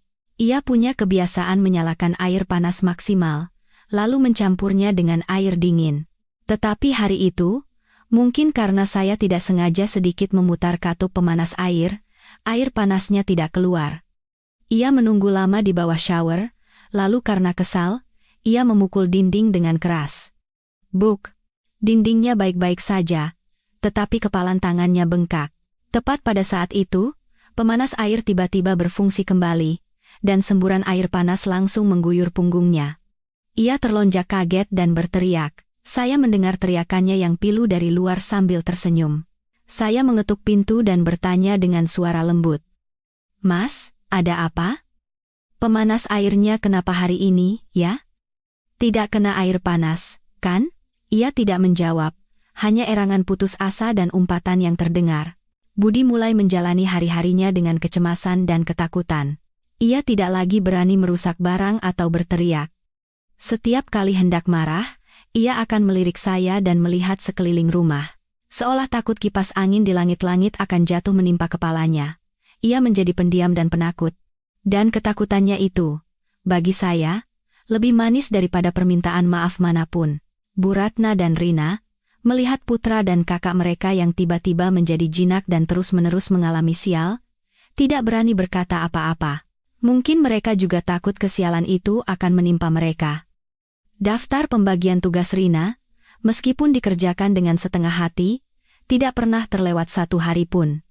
Saya tahu, saya sedang mempermainkan psikologi mereka, menggunakan sifat kekerasan dan patriarkis Budi sebagai senjata untuk menyerang dirinya sendiri, menggunakan teror tak kasat mata untuk memulihkan ketertiban di rumah ini. Ini bukan kekerasan. Ini adalah seni. Seni menjinakkan binatang buas dengan jebakan yang ia gali sendiri. Perang masih akan panjang, tetapi saya tahu keseimbangan kekuasaan di rumah ini mulai berpihak pada saya. Serangkaian kecelakaan itu telah mengubah harimau yang mengaum di rumah menjadi kucing yang penurut. Budi menjadi pendiam, dan ia bahkan tidak berani lagi menyentuh atau membentak saya. Setiap kali hendak marah, ia hanya akan melirik saya dengan tatapan waspada, seolah saya adalah sumber segala kesialan. Ia tidak bisa menjelaskan kejadian-kejadian aneh ini, dan ketidakmampuannya itulah yang menanamkan rasa takut yang samar namun sangat efektif di dalam hatinya. Bu Ratna dan Rina juga menjadi jauh lebih tenang berkat itu. Rumah ini, untuk pertama kalinya dalam 5 tahun, menemukan kedamaian yang canggung namun nyata, tetapi harimau yang terluka adalah yang paling berbahaya. Ia tidak berani menghadapi saya secara langsung, tetapi ia mencari cara untuk memulihkan harga dirinya yang jatuh. Dan kesempatan itu datang pada suatu akhir pekan. Teman-teman minum Budi, sekitar 3 atau 4 pria bertubuh besar dengan tampang sangar, datang tanpa pemberitahuan. Mereka membawa beberapa krat bir dan kantong-kantong berisi martabak dan sate. Woi, Budi, kaget, kan? Katanya sekarang takut istri, sampai menghilang begitu saja. Diajak minum tidak mau keluar, makanya kami para abang datang langsung untuk menyelamatkanmu. Pria berjanggut yang sepertinya pemimpin kelompok itu menepuk-nepuk bahu Budi dengan keras sambil tertawa terbahak-bahak. Wajah Budi merah padam karena malu. Ditusuk tepat di depan istrinya oleh teman-temannya sendiri, tidak ada penghinaan yang lebih besar dari ini. Ia melirik saya. Tatapannya bercampur antara sedikit permintaan tolong dan tantangan. Ia ingin menguji bagaimana saya akan bereaksi. Jika ini Kak Santi, mungkin ia akan buru-buru lari ke dapur, menyiapkan meja, dan dengan dia melayani mereka sampai pulang. Tapi saya bukan dia, saya sedang membaca buku di ruang tamu. Mendengar suara gaduh, Saya mengangkat kepala dan tersenyum dengan senyum tuan rumah yang sempurna dan ramah. Loh, sudah datang? Lama tidak bertemu. Silakan duduk. Teman-teman Budi sedikit terkejut dengan sikap tenang saya. Mereka terbiasa dengan sosok istri teman mereka yang pemalu dan penakut. Halo, Mbak Ipar. Mbak Ipar sekarang auranya beda, ya, jauh lebih enak dilihat. Kata pria berjanggut itu dengan nada sedikit menyindir. Iya, terima kasih. Mungkin karena sekarang rajin olahraga dan makan sehat, jawab saya enteng. Budi, melihat saya tidak tersinggung, langsung menjadi sombong lagi. Ia mengangkat dagunya dan berkata, "Ayo, duduk semua. Sayang, ambilkan piring dan mangkuk besar. Meja ini digeser sedikit biar lebih luas." Ia sengaja mengeraskan suaranya agar didengar teman-temannya. Saya tidak bergeming. Saya menutup buku, tersenyum, dan menatapnya. "Mas, mereka ini tamu penting? Masa dijamu seadanya begini?" Martabak sama sate yang dibeli di pinggir jalan kan kurang higienis. Nanti kalau sakit perut bagaimana? Teman-teman Budi saling pandang dengan bingung. Pria berjanggut itu tertawa dan berkata, "Mbak Ipar, jangan khawatir. Kami ini perutnya perut baja. Tidak apa-apa. Tidak boleh, tidak boleh." Saya menangkis. "Sudah datang ke rumah kami, harus dijamu dengan layak. Tunggu sebentar. Saya siapkan sebentar." Saya tidak memberi Budi kesempatan untuk bereaksi dan langsung masuk ke dapur. Ia mengerutkan kening, tidak tahu apa yang saya rencanakan. Beberapa saat kemudian, saya keluar bukan dengan piring, melainkan dengan 4 gelas anggur merah yang berkilauan. Bir tidak ada. Di rumah kami sekarang hanya minum anggur untuk kesehatan jantung. Tidak apa-apa, kan? Keempat pria itu saling pandang dengan tatapan kosong. Mereka yang biasa menenggak bir botolan, kini harus menyeruput minuman seperti sirup ini. Situasi yang menggelikan. Ini belum berakhir. Saya mengeluarkan piring hidangan pembuka. Di atasnya, irisan salmon asap digulung membentuk mawar, diletakkan di atas roti gandum kecil, dan dihiasi beberapa helai daun dil. Ini salmon impian, resep baru yang saya pelajari. Tidak tahu cocok atau tidak di lidah kalian. Pria berjanggut itu mengambil sepotong roti seukuran kuku, memasukkannya ke dalam mulut, dan mengunyahnya sambil meringis. Lumayan. Tapi Mbak Ipar, kami ini butuh daging. Kalau begini saja tidak akan terasa apa-apa. Iya. Ini kan baru hidangan pembuka, saya tersenyum. Hidangan utamanya segera datang. Dan hidangan utama saya adalah salad dada ayam. Semangkuk besar selada, tomat ceri, dan timun, dengan beberapa potong dada ayam putih di atasnya yang hanya dibumbui minyak zaitun dan cuka balsamik. Silakan dimakan. Ini santapan pejuang untuk membentuk otot dan membakar lemak. Sangat baik untuk kesehatan pria.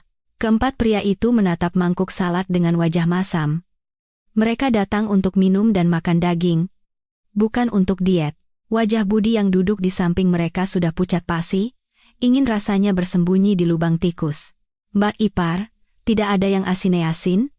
Tanya pria lain dengan takut-takut.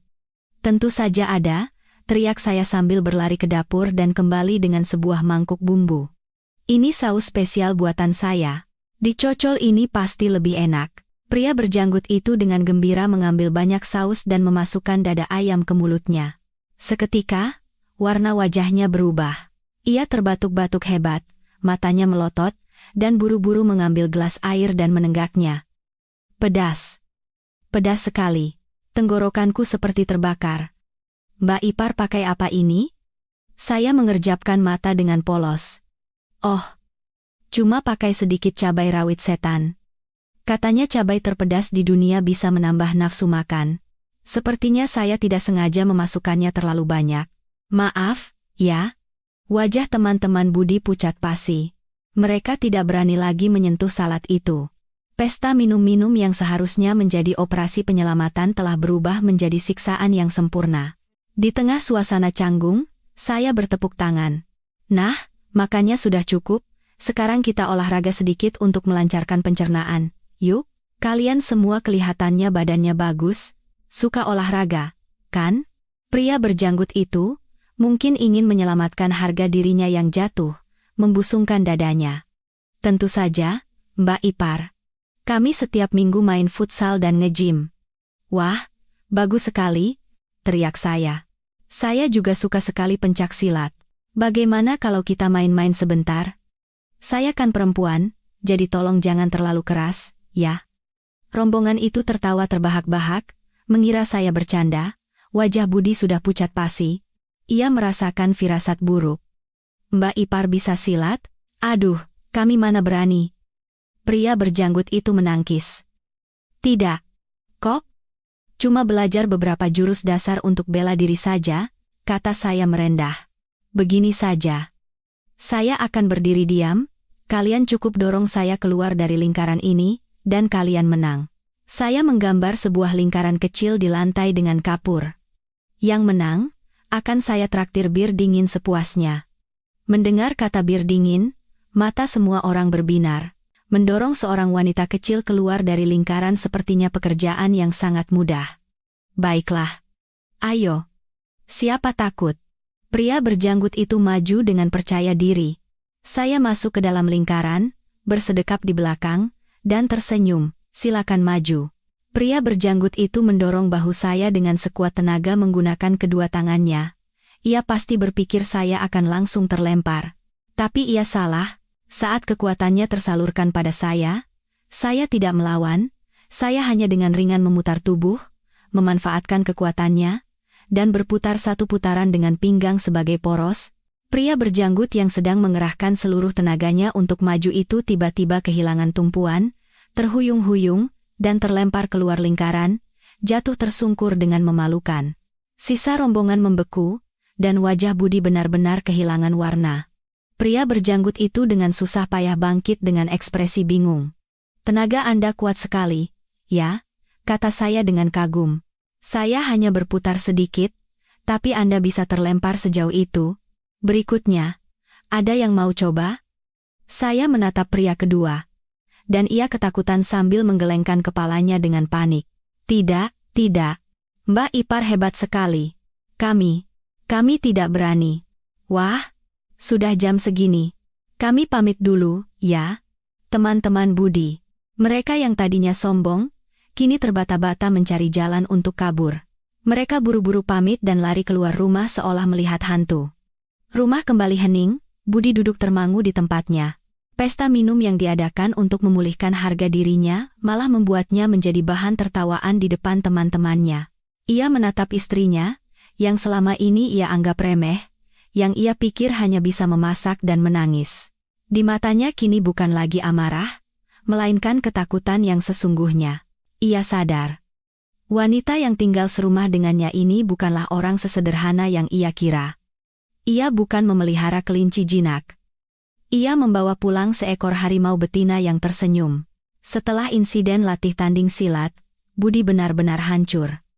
Ia tidak lagi berani berkata apa-apa, dan hanya bergerak di dalam rumah seperti bayangan. Harga dirinya sebagai laki-laki, yang lebih berharga dari nyawanya, telah hancur lebur di depan teman-temannya. Ia kini tidak hanya takut pada saya, tetapi juga malu untuk menatap wajah siapapun. Bu Ratna dan Rina juga menjadi pendiam. Mereka sepertinya sadar bahwa menantu, kakak ipar ini bukan lagi lawan yang bisa mereka perlakukan seenaknya. Rumah itu, untuk pertama kalinya, menemukan kedamaian yang palsu. Tetapi saat saya sedang sibuk dengan proyek renovasi di sini, di tempat lain, perubahan yang lebih besar sedang terjadi secara diam-diam. Sekitar 20 km dari sini, di apartemen saya yang aman dan penuh sinar matahari, Kak Santi sedang menjalani hari-hari yang tak pernah ia impikan selama 5 tahun terakhir. Tidak ada pukulan tanpa alasan, tidak ada hinaan kejam, tidak ada kerja tanpa henti untuk keluarga yang egois. Kakak akhirnya merasa hidup. Beberapa hari pertama, kakak hanya tidur. Seolah ingin menebus ratusan malam tanpa tidur, karena ketakutan dan penderitaan. Setiap kali terbangun dan melihat putri tercintanya tidur di sampingnya di tempat yang aman, kakak akan menangis, tetapi air mata itu bukan air mata putus asa, melainkan air mata kelegaan. Saya telah menyiapkan segalanya. 3 kali makan bergizi di antar setiap hari, buku dan film bisa dinikmati sepuasnya. Maya juga, setelah pulih dari syok awal, cepat beradaptasi dengan rumah rahasia. Anak itu memiliki kamarnya sendiri yang penuh dengan mainan dan buku dongeng. Ia tidak perlu lagi melihat ibunya dipukuli dalam ketakutan. Anak itu mulai tertawa dan berceloteh lagi. Ia menemukan kembali tawa jernih seorang anak kecil. Setiap malam, setelah menyelesaikan hari saya di medan perang, saya akan menyetir mobil untuk mengunjungi mereka. Itulah satu-satunya waktu damai bagi saya. Kami akan makan buah bersama, menonton film kartun, dan saya akan menceritakan kemenangan saya hari itu pada kakak. Tentu saja dengan cara yang lebih ringan dan humoris. Kak, tahu tidak, hari ini aku tidak sengaja merusak pemanas air. Dan Budi kena guyuran air dingin pas mandi, pasti segar sekali. Terus pas makan siang, aku masakin santapan pejuang buat teman-teman minumnya. Ekspresi om-om itu pas makan sayuran lebih menyedihkan daripada pas dimarahi bos mereka. Awalnya, kakak hanya tersenyum lemah. Ia masih takut. Citra, jangan begitu. Nanti kalau dia gila dan memukulmu bagaimana? Tenang saja, Kak, saya menepuk bahunya. Aku tahu cara menangani binatang. Kakak cukup istirahat saja di sini, itu sudah membantu aku. Perlahan, mendengar cerita tentang Budi yang jatuh karena ulahnya sendiri dan Bu Ratna serta Rina yang mulai mengerjakan pekerjaan rumah, sebuah perasaan baru mulai tumbuh di hati kakak. Yaitu, rasa puas. Untuk pertama kalinya dalam hidupnya, ia merasa puas melihat orang-orang yang telah menyiksanya berada dalam kesulitan. Kakak tidak lagi berkata jangan begitu, melainkan bertanya dengan penuh rasa ingin tahu. Benarkah? Terus bagaimana? Ceritakan lagi. Puncaknya adalah malam ketika saya latih tanding dengan teman-teman Budi. Saya diam-diam merekam video pendek saat si pria berjanggut terlempar keluar lingkaran dan mengirimkannya pada kakak. Kakak menonton video itu berulang kali, lalu tiba-tiba tertawa terbahak-bahak, sangat keras, lega, sampai menangis. Itu adalah tawa asli kakak yang pertama kali saya lihat dalam beberapa tahun. Citra, kamu hebat sekali. Lihat ekspresi bingung om itu. Lucu sekali, kata kakak sambil tertawa. Saat itu saya tahu. Kakakku sedang berubah. Meskipun hanya sebagai perwakilan, perlawanan saya telah menanamkan benih harga diri dan keberanian di dalam hatinya. Kakak mulai sadar bahwa ia tidak harus selalu bersabar. Ia sadar bahwa para penindas pun pada akhirnya takut menghadapi perlawanan. Citra, kata kakak tiba-tiba dengan suara serius. Kamu benar, aku terlalu lemah. Aku membiarkan mereka menginjak-injakku, dan juga Maya. Saya hanya diam mendengarkan. Mulai besok, kakak menarik napas dalam-dalam. Aku tidak mau hanya menunggu di sini, aku juga mau melakukan sesuatu. Aku ingin belajar lagi cara menjadi kuat. Saya tersenyum. Aku tahu tempatnya. Keesokan harinya, saya menghubungi sebuah pusat konseling psikologi yang terpercaya.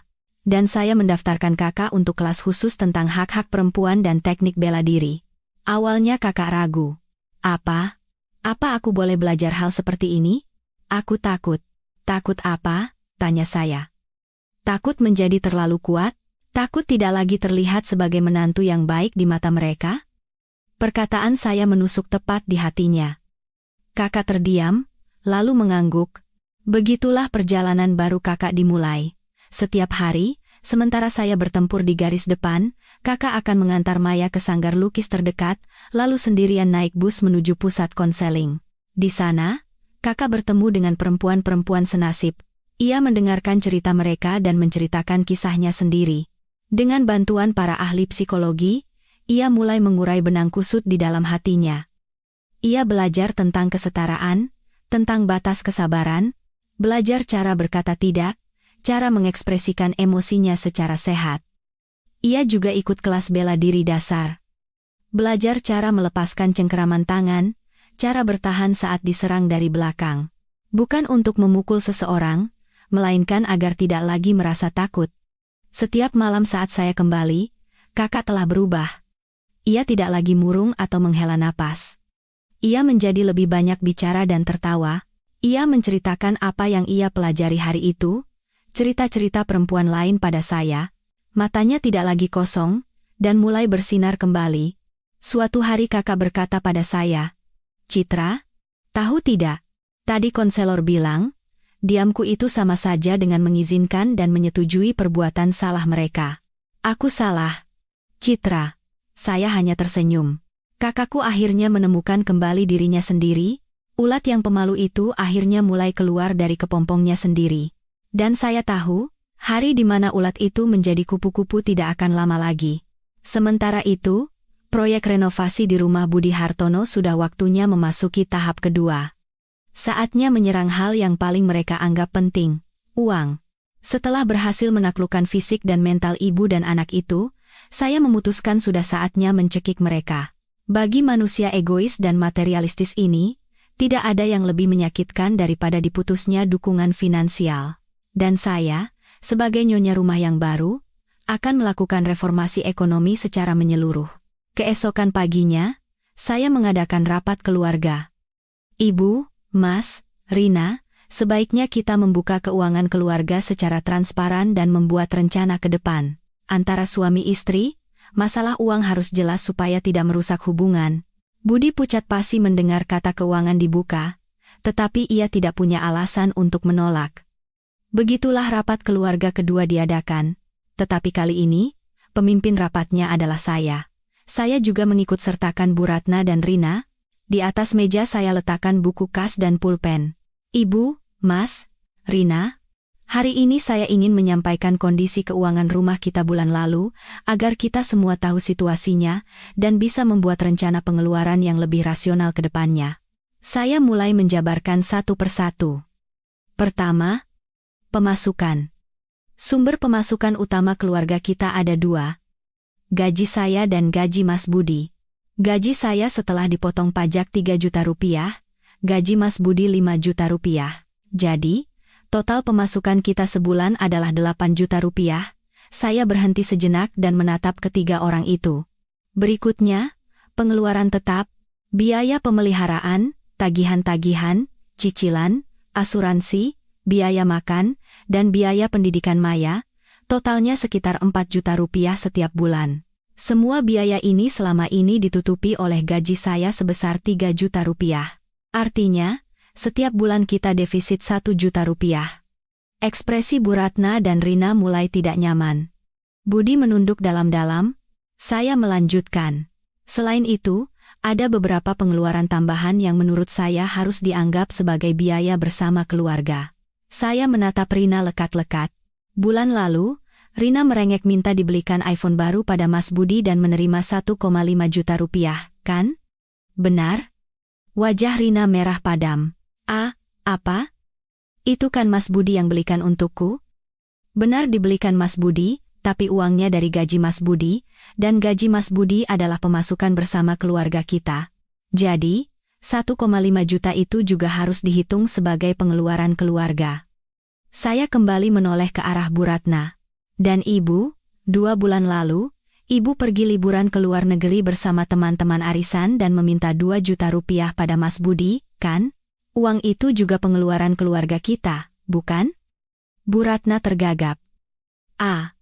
Aku kan pergi untuk menjaga gengsi keluarga.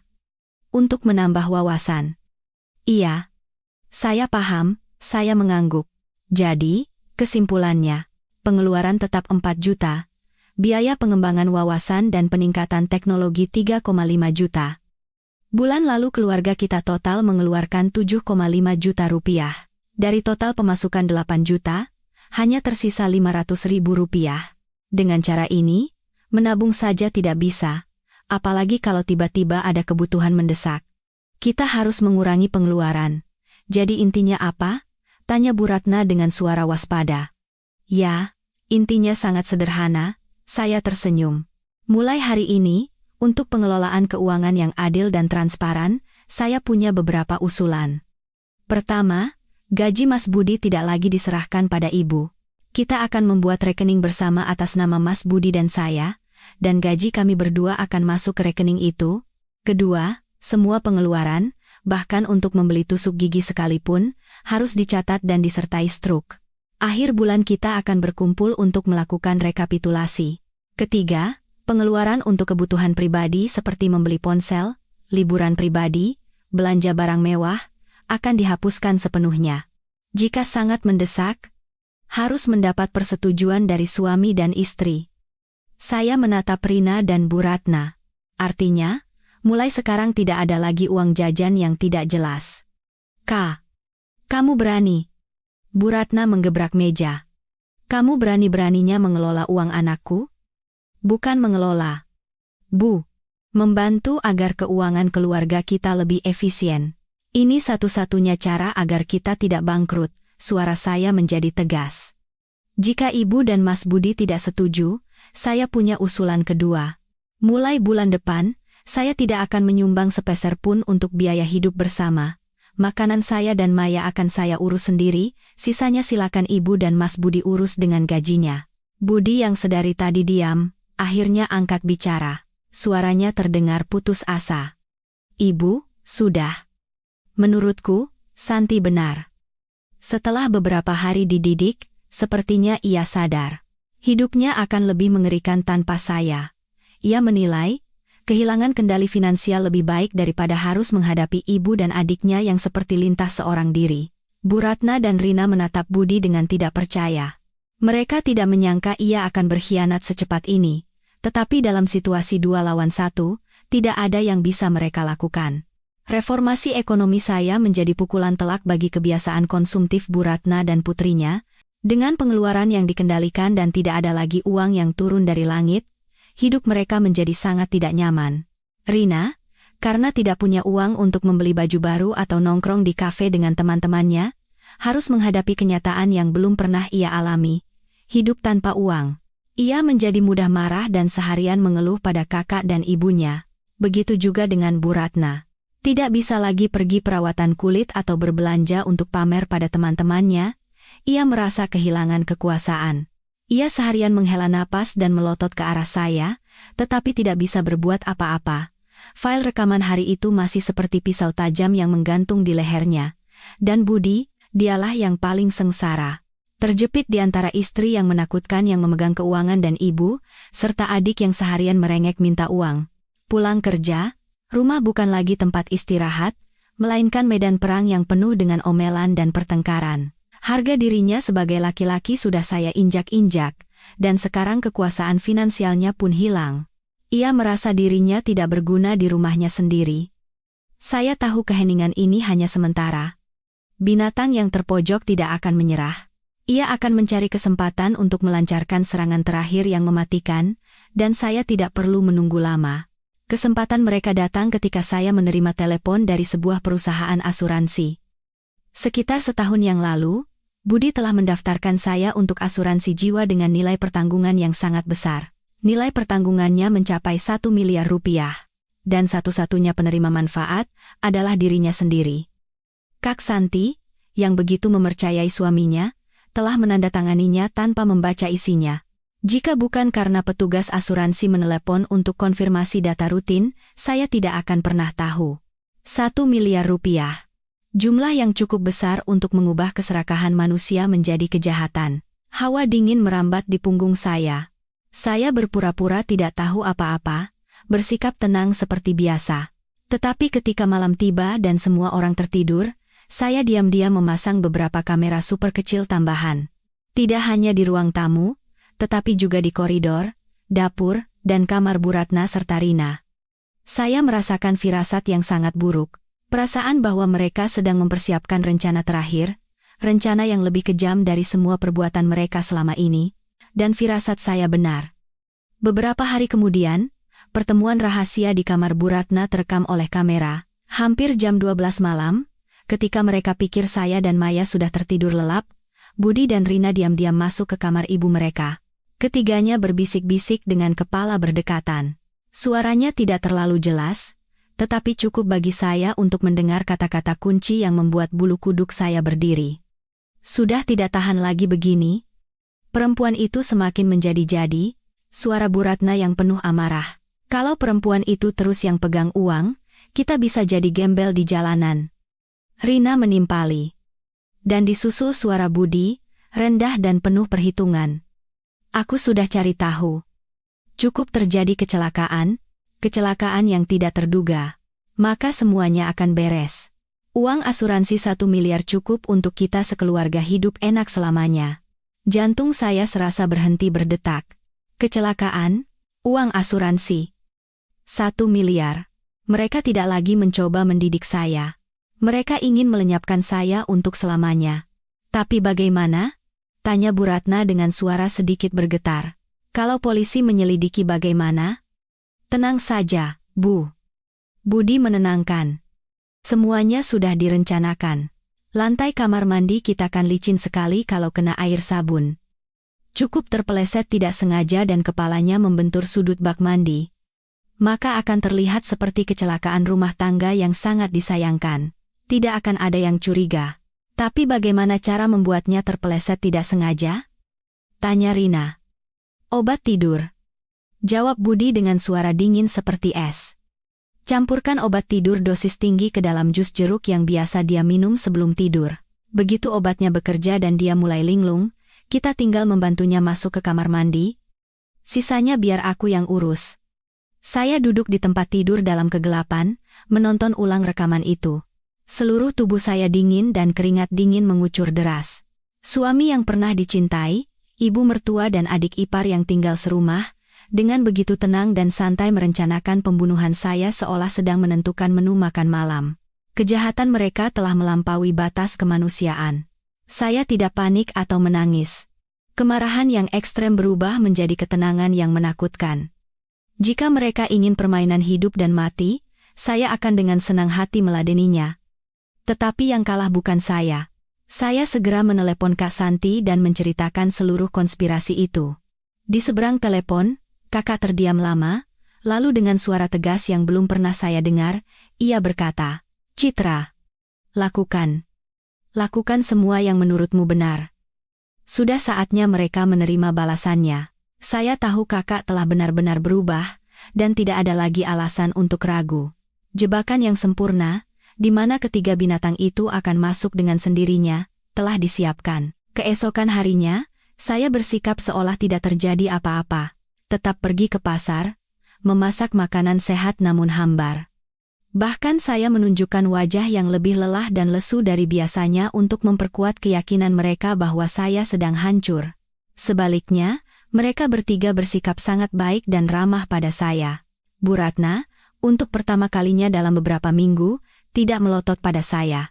Bahkan ia mengambilkan lauk untuk saya dan berkata, Makan yang banyak Santi, akhir-akhir ini wajahmu pucat sekali. Rina di sampingnya berceloteh. Kakak ipar, ada yang bisa dibantu? Istirahat saja. Cuci piring biar aku yang kerjakan. Dan Budi. Ia memerankan peran suami yang menyesal dengan sempurna, membawakan bunga dan berbisik manis. Sayang, aku salah. Beri aku sedikit waktu lagi, aku pasti akan berubah. Saya melihat sirkus di depan mata saya ini dengan perasaan jijik. Mereka sedang memainkan adegan terakhir sebelum tirai ditutup, dan saya pun berakting bersama mereka. Malam itu, seperti biasa setelah makan malam, saya membaca buku di kamar. Sekitar jam 9, Budi masuk membawa segelas jus jeruk. Minumlah. Segar. Aku baru saja membuatnya sendiri, senyumnya begitu palsu. Saya mengangkat kepala dan menatapnya, serta jus kuning yang berkilauan di bawah cahaya lampu. Saya tahu, di dalam jus cinta ini ada racun, tiket sekali jalan menuju kematian. Saya tersenyum dengan sangat lembut, seperti Kak Santi. Terima kasih, kamu selalu perhatian. Saya mengangkat gelas dan membawanya ke mulut, berpura-pura meminumnya. Sebenarnya saya hanya menempelkan bibir dan dengan cerdik memiringkan gelas, membiarkan sedikit jus mengalir ke dagu, lalu menyekanya dengan tangan. Lalu, saya diam-diam menjatuhkan tablet vitamin effervescent yang saya sembunyikan di telapak tangan ke dalam gelas saat ia tidak melihat. Suara ces yang terdengar pasti membuatnya mengira saya benar-benar meminum jus itu. Enak sekali, saya meletakkan gelas jus yang isinya hampir tidak berkurang. Budi menghela napas lega. Ia pikir saya sudah meminumnya. Habiskan? Lalu tidur cepat. Akhir-akhir ini kamu kan kurang tidur. Ia keluar dari kamar. Saya segera mengambil botol kecil yang sudah saya siapkan, menuangkan hampir seluruh jus kematian itu ke dalamnya, menutupnya, dan memasukkannya ke dalam tas. Ini akan menjadi bukti yang menentukan. Saya menyisakan sedikit di dasar gelas, membilasnya seadanya di wastafel, lalu kembali dan menyalakan kamera yang saya sembunyikan di rak buku. Semua persiapan selesai, sekitar 15 menit kemudian, saya mulai berakting. Terhuyung-huyung keluar dari kamar sambil memegangi kepala. "Mas, aku pusing." Ketiga orang yang sedang menonton TV namun terus melirik ke kamar saya itu saling bertukar pandang penuh arti begitu saya keluar. "Kenapa?" Budi buru-buru berlari dan memapah saya. "Terlalu lelah, ya?" "Tidak tahu." "Ngantuk." "Ngantuk sekali," kata saya dengan suara lemah, lalu menyandarkan kepala di bahunya. "Baiklah. Aku antar ke kamar." Suaranya terdengar khawatir, tetapi saya merasakan getaran halus karena kegembiraan di lengannya. Ia memapah saya, bukan menuju kamar tidur kami, melainkan menuju kamar mandi. Bu Ratna dan Rina diam-diam mengikuti di belakang. "Biar kami bantu. Anak ini terhuyung-huyung begini, kamu sendirian pasti berat." Mereka menyeret saya masuk ke kamar mandi. Saya berpura-pura kehilangan kesadaran sepenuhnya, melemaskan tubuh dan menyerahkan segalanya pada mereka. "Cepat!" perintah Budi. "Nyalakan keran, siram lantai dengan sabun." Rina dengan cepat melakukan perintahnya. Buih sabun putih seketika menutupi lantai keramik.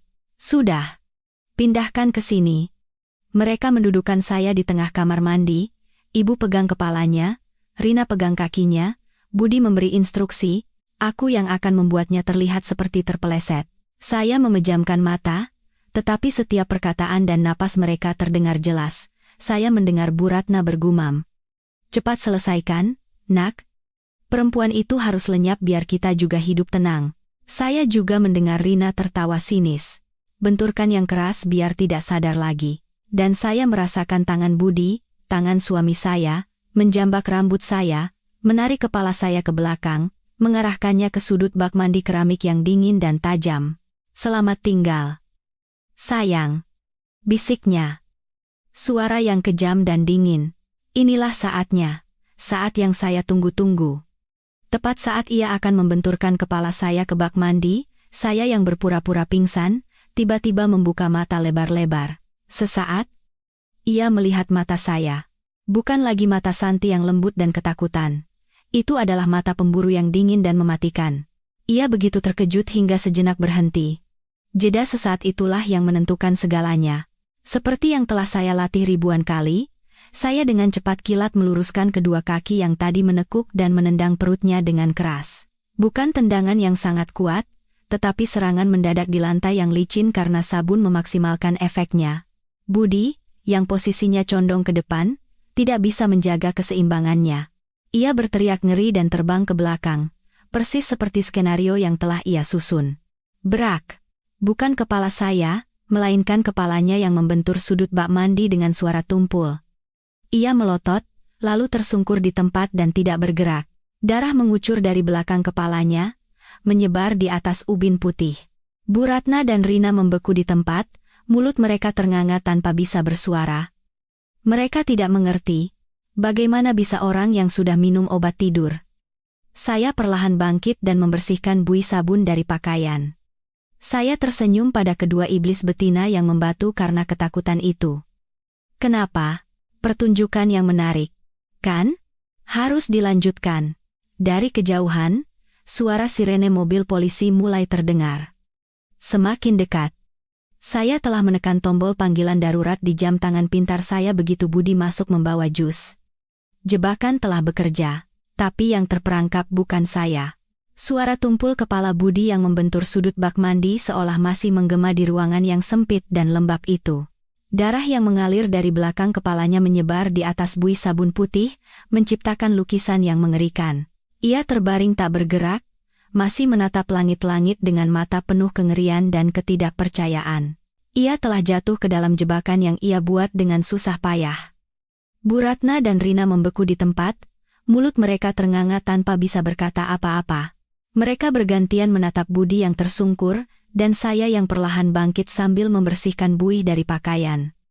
Di bawah cahaya remang kamar mandi, senyum di bibir saya pasti terlihat seperti senyum iblis.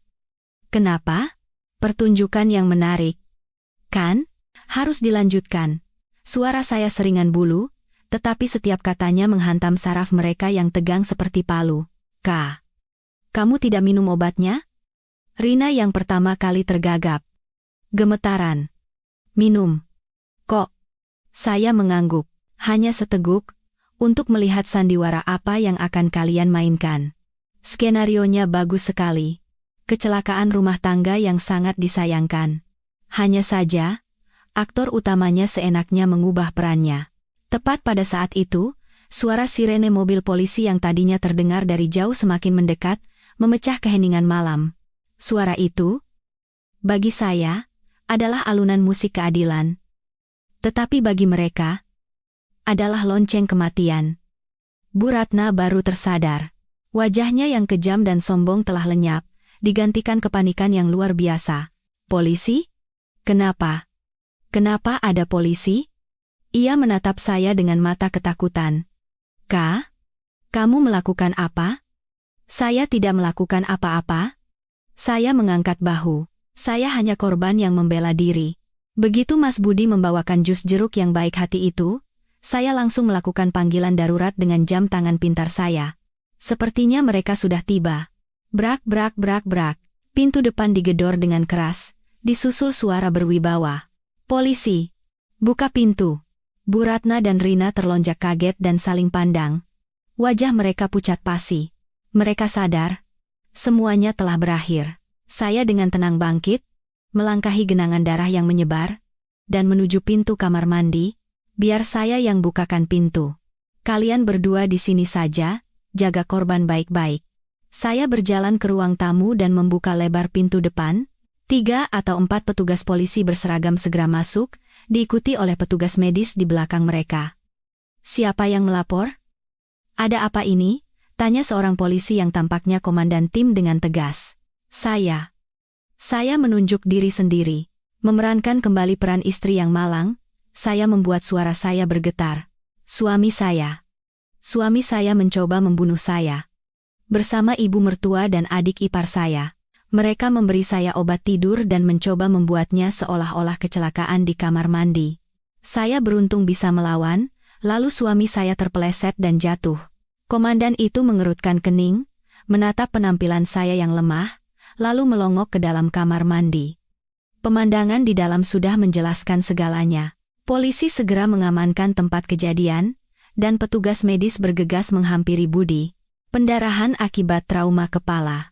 Harus segera dibawa ke rumah sakit," teriak seorang petugas medis. Budi dengan cepat diangkat ke tandu dan dibawa ke ambulans. Bu Ratna dan Rina ditahan oleh petugas polisi, tampak seperti orang linglung. "Anda berdua siapa? Apa hubungan Anda dengan kasus ini?" "Perempuan itu bohong," teriak Bu Ratna meronta-ronta. "Dia yang menjebak kami. Dia yang memukul anak saya." Komandan itu menoleh ke arah saya. Saya hanya dengan tenang mengeluarkan ponsel dari saku dan membuka rekaman video dari kamera yang saya sembunyikan di rak buku. Lalu saya menyerahkannya padanya. "Pak Polisi, ini rekaman dari saat suami saya membawakan saya jus jeruk, sampai saat mereka menyeret saya ke kamar mandi dan berkonspirasi untuk mencelakai saya. Semuanya terekam dengan jelas." Ia mengambil ponsel itu dan menonton videonya dengan saksama. Semakin lama ia menonton, semakin serius ekspresinya. Ia menyerahkan ponsel itu pada bawahannya dan memberi isyarat, bawa kedua orang ini ke kantor untuk diperiksa. "Tidak. Saya tidak mau pergi. Saya tidak bersalah," teriak Rina meronta-ronta. Bu Ratna terduduk di lantai dan meraung-raung seperti orang gila. "Habislah sudah. Semuanya benar-benar sudah habis." Saya tidak lagi menatap mereka. Saya masuk ke kamar tidur dan mengambil botol berisi jus jeruk kematian yang saya sembunyikan. "Pak Polisi, ini jus yang diberikan suami saya untuk saya minum. Sepertinya mengandung obat tidur, mohon diperiksa kandungannya." Komandan itu mengangguk dan menerima barang bukti itu dengan hati-hati. Ia menatap saya, bukan lagi dengan curiga, melainkan dengan tatapan kagum. "Anda sangat berani dan cerdas. Jangan khawatir. Kami akan menyelidikinya secara tuntas dan menegakkan keadilan untuk Anda." Ketika mobil polisi membawa Bu Ratna dan putrinya pergi dengan sirene yang meraung-raung, barulah saya bisa menghela napas lega. Saya terduduk di sofa, seluruh ketegangan di tubuh saya mengendur. Perang telah berakhir. Saya menang. Tapi kenapa tidak terasa bahagia? Yang tersisa hanyalah kelelahan yang tak berujung dan kesedihan yang mendalam atas sebuah keluarga yang telah menghancurkan dirinya sendiri. Kasus guru silat melumpuhkan keluarga mertua yang merencanakan pembunuhan menjadi buah bibir di seluruh lingkungan. Dengan bukti-bukti yang tak terbantahkan, rekaman video seluruh konspirasi, jus jeruk dengan kandungan obat tidur dosis tinggi, dan kesaksian saya yang konsisten, ketiganya tidak bisa lagi menyangkal kejahatan mereka. Budi berhasil melewati masa kritis dan sadar kembali, tetapi ia mengalami patah tulang tengkorak dan gegar otak ringan sebagai akibatnya. Dari seorang kepala keluarga yang kejam, ia kini menjadi pasien lemah yang bicaranya terbata-bata. Di pengadilan, tidak ada lagi kesombongan di wajahnya, yang ada hanyalah penyesalan dan ketakutan yang terlambat.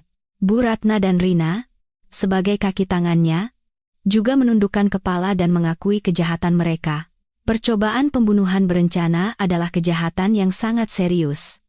Pengadilan, setelah mempertimbangkan semua keadaan, menjatuhkan hukuman yang setimpal.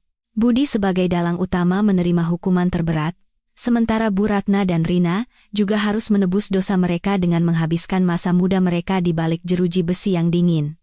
Saya tidak datang ke pengadilan, saya tidak ingin melihat wajah mereka lagi, semuanya saya serahkan pada pengacara. Pada hari putusan, saya menerima pesan singkat dari Kak Santi. Sudah berakhir, Citra. Keadilan itu ada. Ya, keadilan telah ditegakkan. Tapi pertarungan saya dan kakak yang sebenarnya baru saja dimulai. Pertarungan untuk menyembuhkan luka dan menemukan kembali diri sendiri. Setelah semuanya selesai, saya membawa Kak Santi dan Maya kembali ke rumah itu. Jejak-jejak keluarga neraka itu telah lenyap, rumah sudah bersih dan rapi, tetapi saya tahu mimpi buruk tak kasat mata masih tersisa di setiap sudutnya. Berkat waktu damai selama seminggu, kondisi mental kakak sudah banyak membaik, tetapi bekas luka di jiwanya tidak mudah hilang. Kakak masih sering terkejut dari tidurnya di tengah malam, masih takut pada suara keras. Saya tidak bisa membiarkan kakak hidup dalam masa lalu. Suatu hari saya berkata pada kakak, "Kak, kita jual saja rumah ini." Kakak terkejut. Dijual? Tapi ini kan rumah kita, bukan rumah lagi. Tempat ini hanya menyisakan kenangan yang terlalu pahit, saya menggenggam tangannya. Kita butuh awal yang baru. Tempat yang bebas dari bayang-bayang masa lalu, dan kami melakukannya. Kami menjual rumah itu dan, sesuai putusan perceraian, membagi harta secara adil. Dengan uang itu, kami tidak membeli rumah yang lebih besar. Kami membeli sebuah apartemen kecil yang cantik di gedung baru, dekat dengan sekolah Maya dan sanggar saya. Kami mendekorasi rumah baru kami sendiri. Kakak yang pandai menjahit membuat sendiri gorden berwarna biru langit yang melambangkan harapan. Maya menempelkan gambar-gambar buatannya di dinding sambil berceloteh. Apartemen kecil kami perlahan dipenuhi dengan tawa dan kehangatan keluarga. Kakak, setelah pulih sepenuhnya, tidak kembali ke pekerjaan kantornya yang membosankan. Ia berkata ingin melakukan sesuatu yang lebih berarti. Dengan dorongan saya dan setelah mengikuti proses konseling, kakak memutuskan untuk menjadi konselor dan pendamping bagi perempuan korban kekerasan dalam rumah tangga. Ia mulai membantu orang lain mendapatkan kekuatan dengan cerita dan empati dari pengalamannya sendiri yang pernah berada di neraka. Dan saya tetaplah saya, guru silat yang tangguh, berambut pendek, dan sedikit kasar. Murid di sanggar saya semakin banyak, terutama murid perempuan. Mereka datang bukan hanya untuk belajar silat, tetapi juga untuk belajar cara melindungi diri, cara menjadi kuat, dan cara berkata tidak pada ketidakadilan. Suatu senja, saya dan kakak duduk di balkon apartemen, memandangi lampu-lampu kota yang mulai menyala satu persatu. Maya, dalam pelukan kakak, berceloteh tentang sekolahnya. "Citra," kata kakak tiba-tiba, sambil memandang jauh. "Dulu aku pikir hidupku sudah berakhir. Aku hanya ingin mati saja." Saya hanya diam sambil menggenggam tangannya dengan lembut. Tapi sekarang, kakak menoleh ke arah saya. Matanya tidak lagi kosong, melainkan bersinar dengan kebahagiaan yang dalam. Aku baru tahu betapa berharganya hidup ini. Kebahagiaan itu bukan tentang tidak pernah jatuh, tapi tentang mampu bangkit kembali setelah jatuh. Kakak tersenyum cerah. Senyum yang indah dan mempesona yang tidak pernah saya lihat selama 5 tahun terakhir. Terima kasih, Citra. Kamu bukan hanya menyelamatkan nyawaku, tapi juga hidupku. Saya pun tersenyum. Kita yang saling menyelamatkan, Kak. Ya, kami saling menyelamatkan. Kakak dengan kelemahannya membangunkan binatang buas di dalam diri saya, dan saya dengan ketangguhan saya membantu kakak menemukan kembali dirinya sendiri. Saya menengadah ke langit, melihat bintang-bintang pertama mulai berkelip. Saya tahu perjalanan ke depan masih panjang dan mungkin akan ada kesulitan lain yang datang. Tetapi saya tidak takut lagi. Saya tidak sendirian.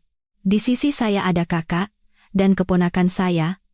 Kami adalah keluarga. Keluarga yang dibangun kembali di atas abu, lebih kuat dan lebih kokoh dari sebelumnya. Kisah kami mungkin membuktikan bahwa diam tidak selamanya emas. Terkadang, diam adalah bentuk persetujuan terhadap kejahatan, dan keadilan tidak datang dengan sendirinya. Keadilan adalah milik mereka yang berani berjuang untuk hidup dan martabat mereka.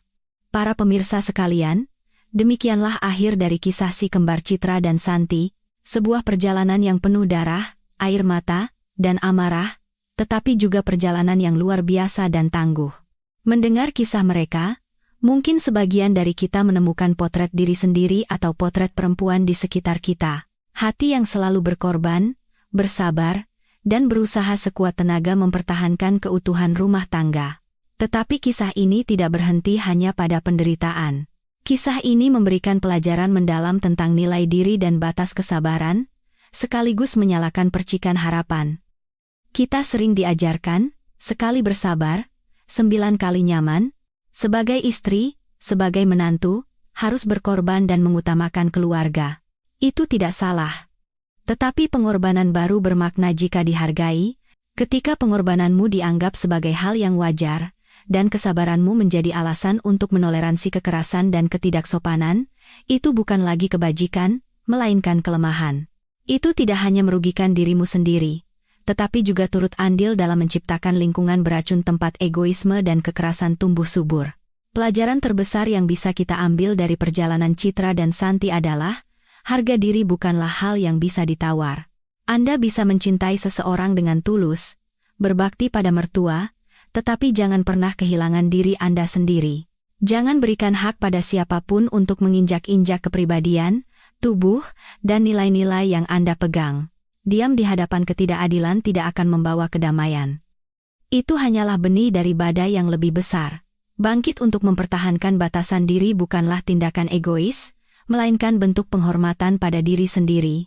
Satu hal penting lainnya adalah kekuatan keluarga yang sesungguhnya. Di saat-saat tergelap, cinta tanpa syarat dari seorang adik menjadi lentera yang menyelamatkan kakaknya dari jurang keputusasaan.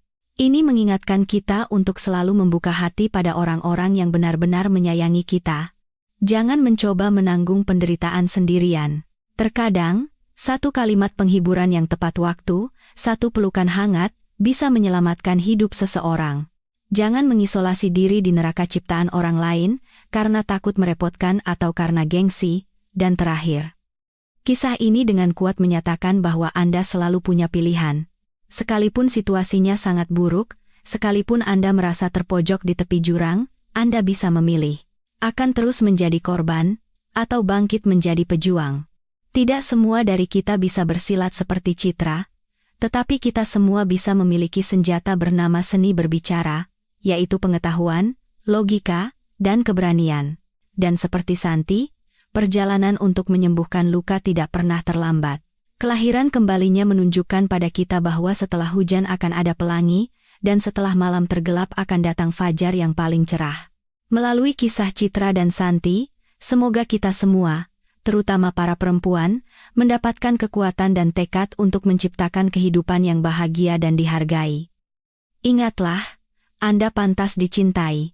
Tetapi untuk itu, Anda harus terlebih dahulu belajar mencintai dan melindungi diri sendiri. Jika kisah ini menyentuh hati Anda, jika Anda mendapatkan sedikit keberanian, tunjukkan dukungan Anda dengan menekan tombol suka dan berlangganan. Setiap langganan dan komentar dari Anda tidak hanya menjadi kekuatan besar bagi kami, tetapi juga membantu menyebarkan pesan bermakna ini kepada lebih banyak orang. membantu mereka yang berada dalam situasi sulit menemukan jalan keluar. Terima kasih telah menonton. Sampai jumpa di kisah berikutnya.